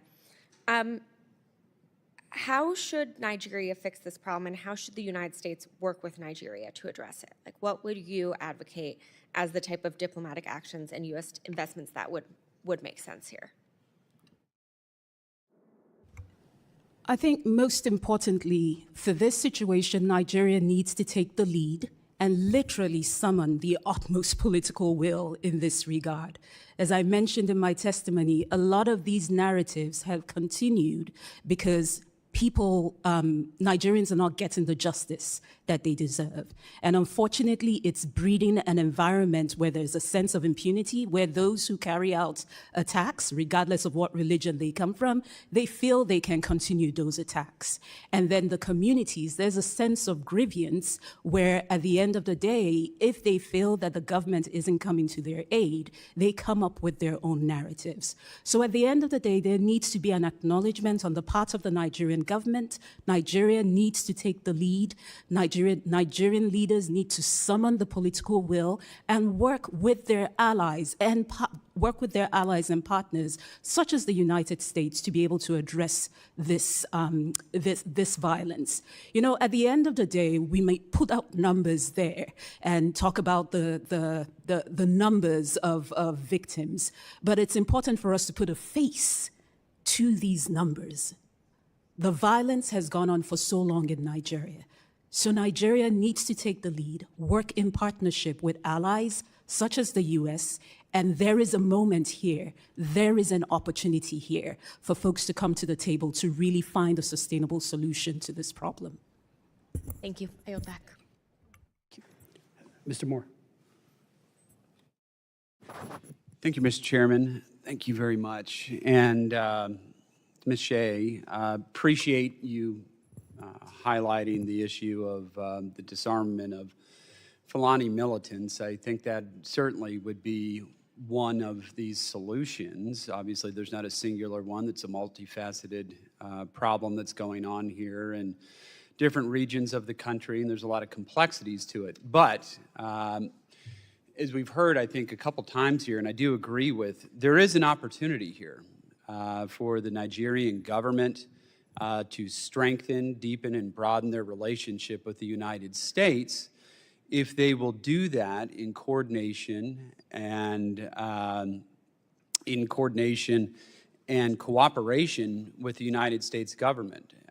When I met with the delegation, as Mr. Smith met with them as well, that was one of the messages that I gave to them, is that there is an opportunity here, but you're going to have to take that opportunity. And I am very hopeful that they will do that, because myself and Chairman Smith and President Trump, we've had enough of this. This cannot continue to go on in the manner that it has, and it now has the president's attention. And I do agree that, you know, you get all this kind of information flying around out here that many times is not helpful. I recently saw the foreign minister was in some interview, I think it was Piers Morgan, and it was the same thing when they came here and some of us spoke to them, just disputing these numbers, right? I think the foreign minister said in the last 5 years, there's only 177 Christians have been killed. I don't think there's anybody that believes that, right? And I don't think that it's necessarily constructive on their part to try to downplay what's happening here. But Ms. Shea, I'd ask you, how do you think about the differences, though, in between some of these statistics that have been reported? Obviously, have non-governmental organizations that, it seems to me, have robust on-the-ground informational networks, and those offered by the Nigerian government. How do we have such a huge disparity in the numbers in between what we're saying, or what some of these groups on the ground are saying, and then the foreign minister saying there's 177 Christians killed in the entire country of Nigeria over the last 5 years? That which is just hard to believe. It seems that number was achieved likely in just the last couple months, but please. Yes, you're right. It's huge disparity, and assuming it's not just propaganda, one of the reasons why there is a range of numbers for any particular event is that precisely because the government doesn't do any police work. So there's no one that comes in to prevent it or to, during its occurrence, to stop it, or in the immediate aftermath. So the witnesses have fled for their lives. There's chaos. There's destruction everywhere. The evidence has been tampered with or been deteriorated by the time people come along. It's very hard for the local pastors and priests who are the ones there taking the body counts, helping the survivors. It's very difficult for them to do that job and at the same time do documentation. They do it as best as they can, but the numbers are far larger than that foreign minister is saying. I also want to say that I think that President Trump's designation of CPC has been extremely important. He has gotten the attention of the government of Nigeria. We've heard that there's a high-level delegation in Washington today discussing this with the United States. I met with them yesterday. Yeah, so I think that this has been a very beneficial exercise thus far. We'll see how it plays out. Yeah, I think you're right on that. And we've heard several people mention early warning systems, and I do agree with that. I think that those can be helpful. But I do want to highlight a case that just happened recently in the Plateau State. We had a pastor there who had warned the Nigerian government and said, we are under imminent threat. We're going to face an attack if you all don't send some forces here in the next 24 hours. We need help. Please come here and help us. The Nigerian government not only ignored it, they literally put out a press release about it, calling it fake news and hyperbole and being overblown. Well, 13 people lost their lives the next day. 13 people murdered. Christians murdered. I don't know how much an early warning system is going to work if people aren't listening to warnings that are literally over the phone. I'm not sure. So I'd say to the Nigerian government, you're going to have to, and we keep using the term, prioritize this because it's certainly a priority for President Trump. And I think many of us on this panel here today on this dais. But I just wanted to highlight that because that is the type of behavior that has to change, because, and to your point of people not trusting the government, how can you trust a government that doesn't even show up when you ask them to? How are you supposed to trust your life with something like that? You can't.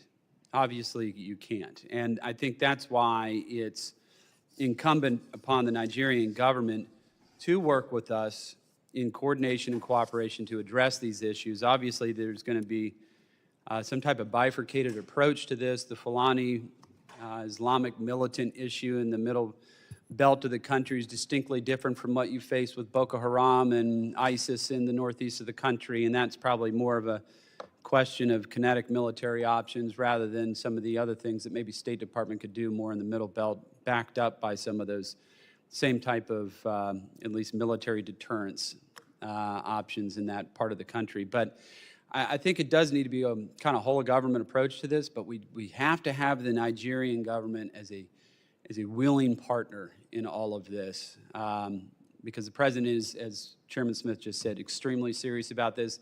I'm extremely serious about this. I stay up at night. It's hard to sleep sometimes thinking about this, and I pray about it every single night. Just thinking about, my own brothers and sisters in Christ in that country just getting murdered for the profession of their faith, our Lord and Savior, Jesus Christ. So it is absolutely heartbreaking. But I do want to thank the chairman again for convening this hearing, as he has over the many years and been working to advocate for the people of Nigeria. Thank you, Mr. Chairman. Yield back. Very much, Mr. Moore, and thank you for your leadership. Mr. Jackson. Thank you, Chairman. Thank you for your leadership. to Mr. Onugbu. What do you see as the primary drivers of religious freedom violations in Nigeria? And secondly, what are the political, economic, social, and historical factors that exacerbate the situation? Thank you, Congressman. I really think it's a mix of factors here that we're looking at. A mix of factors here. And as I mentioned in my testimony, at a core of this are failures of governance. There needs to be an opportunity to address the governance deficits that we see across the board in Nigeria at every level. And I think sometimes when we look at this issue, it's also important because we haven't been able to take a look at it from a whole of government, from a holistic point of view. It's important for us to understand what are the areas that really encompass more institutional weaknesses, and then what are the areas that are plainly just a lack of political will. And so I think, again, as I had mentioned earlier in my earlier response, there is an opportunity here to actually begin to identify what are the areas, what are the institutional weaknesses that exist within the Nigerian system that allow or enable the environment for the violation of religious freedoms. And then what are the instances where it's just plain old lack of political will. Once we're able to do that, then you'll be able to identify a proper solution to a problem. Right now, we haven't been able to identify a proper solution. And this is why these conflicts are protracted and they've continued time and time again. Well, thank you so much. It's also very peculiar. I'd like for it to be noted in the record as we look forward to the great works of the continent and Africa as it marches and rises towards 2050, where 25% of the world's population will be of African descent. And this country, the United States, seems to talk down to African people. Historically, I would say that the United States is a very generous nation, and in some ways the most generous nation, but has the most peculiar cruelty towards the African continent, and it must be confronted about its legacy. The second thing is we are right now in a hostile environment with the Republic of South Africa and Nigeria, the nation's two most populous countries, if you will, or certainly two most prosperous countries that should be dealt with. I have another question for you.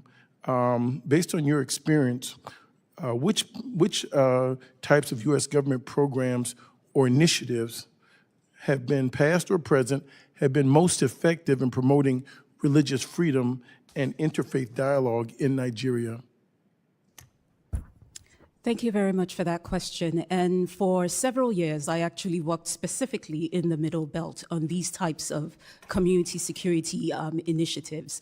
And we've seen local level peace-building initiatives where communities have been able to, and most importantly, as a community led by the communities, they've been able to put in place early warning systems, and beyond those early warning systems, moving a step further to ensure early response. Because, as has already been pointed out, it's of no use if people are able to raise an alarm and no response comes through.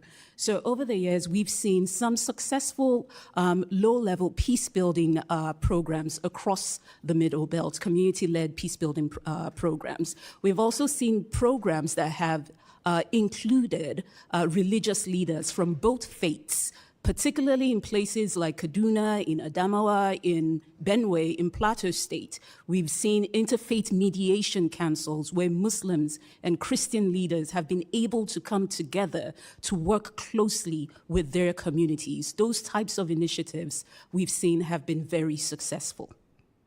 Last question I would have for you. In its effort to dismantle the USAID program, the Trump administration terminated a USAID program called Partner that supported peace-building efforts to northern and north-central Nigeria. The $2 million project helped to strengthen the country's early warning and security response systems and provide training for local leaders, including religious leaders, on conflict mitigation strategies. This project, amongst others, like it helped to provide local leaders with mechanisms to alert law enforcement to possible conflicts before it happens. Partner also helped facilitate communications between farmer and herder, community leaders, often individuals from different religious backgrounds, in an attempt to bridge the gap between the two groups. Ms. Arungbu, what are some of these early warning signs of conflict? How would you describe the drivers of conflict in northern and central Nigeria? And to what extent do you assess these stem from religious and climate and resource competition? As I said, the mix of these drivers, it's a mix, and they're complex. And that's why I say, as you look at violence or as you look at a specific conflict, it's important to understand that there might be some conflicts, or there are conflicts that are specifically driven by religion. And there are some other conflicts that may have specific drivers. Where the challenge is now, or where the problem is when everything is lumped in together. You know, working for several years in the Middle Belt, when a conflict breaks out and people say, oh, it's a farmer-headed conflict, it's a farmer-headed conflict. Now, every type of conflict in the Middle Belt becomes a farmer-headed conflict. But we need to take the time and take the step to actually identify which of these conflicts are driven specifically because of disputes between farmers and herders, and then which of these conflicts are just plain old criminality, as some of them are, and then which of those conflicts are actually driven because people might be targeted because of their faith. And I think this is where we miss the point when we do not acknowledge the complexities within Nigeria, when we use a single story to define the conflict. This is why we've not been able to find viable solutions. If we go back, and I believe Ms. Shen, in the previous panel, we spoke about the Chibok girls. This was an incident that happened in 2014. And just a week ago, we saw another group of school children kidnapped from their schools. Since 2014 till today, we've seen 6 different incidents of kidnapping. And we've had discussions on each and every one of them. But we've not been able to identify a viable solution because we tend to oversimplify and we tend to generalize what the problems are. But for every conflict that happens in Nigeria, there are specific drivers, and we have to be able to take the time to identify what the root cause is of each specific conflict for us to be able to develop a sustainable solution. And thank you so much for your testimony. I yield back, Mr. Chairman. Mr. Jackson. Mr. Stutzman. Thank you, Mr. Chairman, and thank you both for being here. Consecutive administrations here in the United States have viewed Nigeria as an important partner in West Africa. But I would say that our relationship has been less than perfect. Just last year, the Nigerian government wrongly detained Tigran Gambarian, a U.S. citizen and former IRS agent, for 9 months on trumped-up charges of money laundering and tax evasion. Combining this with the Nigerian government's woefully inadequate response to this violence, I'm concerned that they may not have our best interest at heart. And I'd like both of you to answer this. And Ms. Shea, maybe you can go first, but would you elaborate on the relationship between Nigeria and the United States? And do you think continued inaction on religious freedom issues will harm our relationship going forward? Does Nigeria want to have a civilized relationship with countries in the West and in Europe and other parts of the world? Oh, thank you for your question. I think that Nigeria wants and needs the United States. And I think that many Nigerians have come to this country and continue to come to this country for education, for investment reasons, or to live. And they are among our most successful, if not the most successful immigrant group.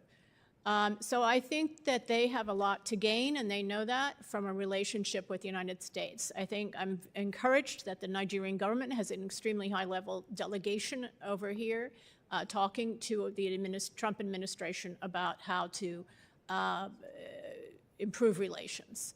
So that the Nigerian people, for sure, is what it sounds like you're saying, want a relationship with the United States. What about the Nigerian government? I mean, to the extent that they're giving us lip service on Christians being killed, I mean, do they have the ability to put a stop to the killings? I think they have an ability to take action, which they have not done in the Middle Belt, where the Christians are the primary target. They're the special target of these militias. And the government has not lifted a finger to help them until now, and maybe not even now. But I think that the government was not given any message before. I mean, we really, this is the first year that the first couple weeks that the government of the United States has said that there is a problem, that we are not happy. You know, our law, the International Religious Freedom Act, requires us to point them out and put them on the list of the world's worst persecutors of religious freedom, violators of religious freedom. So they have not gotten that message before. Before they were told that there were root causes, that these are two socioeconomic groups, there was no mention of religion. We were told, and the Chairman Smith was told by Secretary Blinken and others that this had nothing to do with religion. So now we have a new analysis, and I think that we've had a very hopeful response to that. Ma'am, I mean, are we frenemies? Are we, what are we? We're friends. And I'm sorry, I actually missed your original question, if you could repeat. Yeah, I'm just asking, could you elaborate on the relationship between Nigeria and the United States? And do you think that continued inaction on religious freedom issues will harm our relationship going forward? Does Nigeria, are they hearing the messages that are coming from our president, from the United States, about the concern of genocide?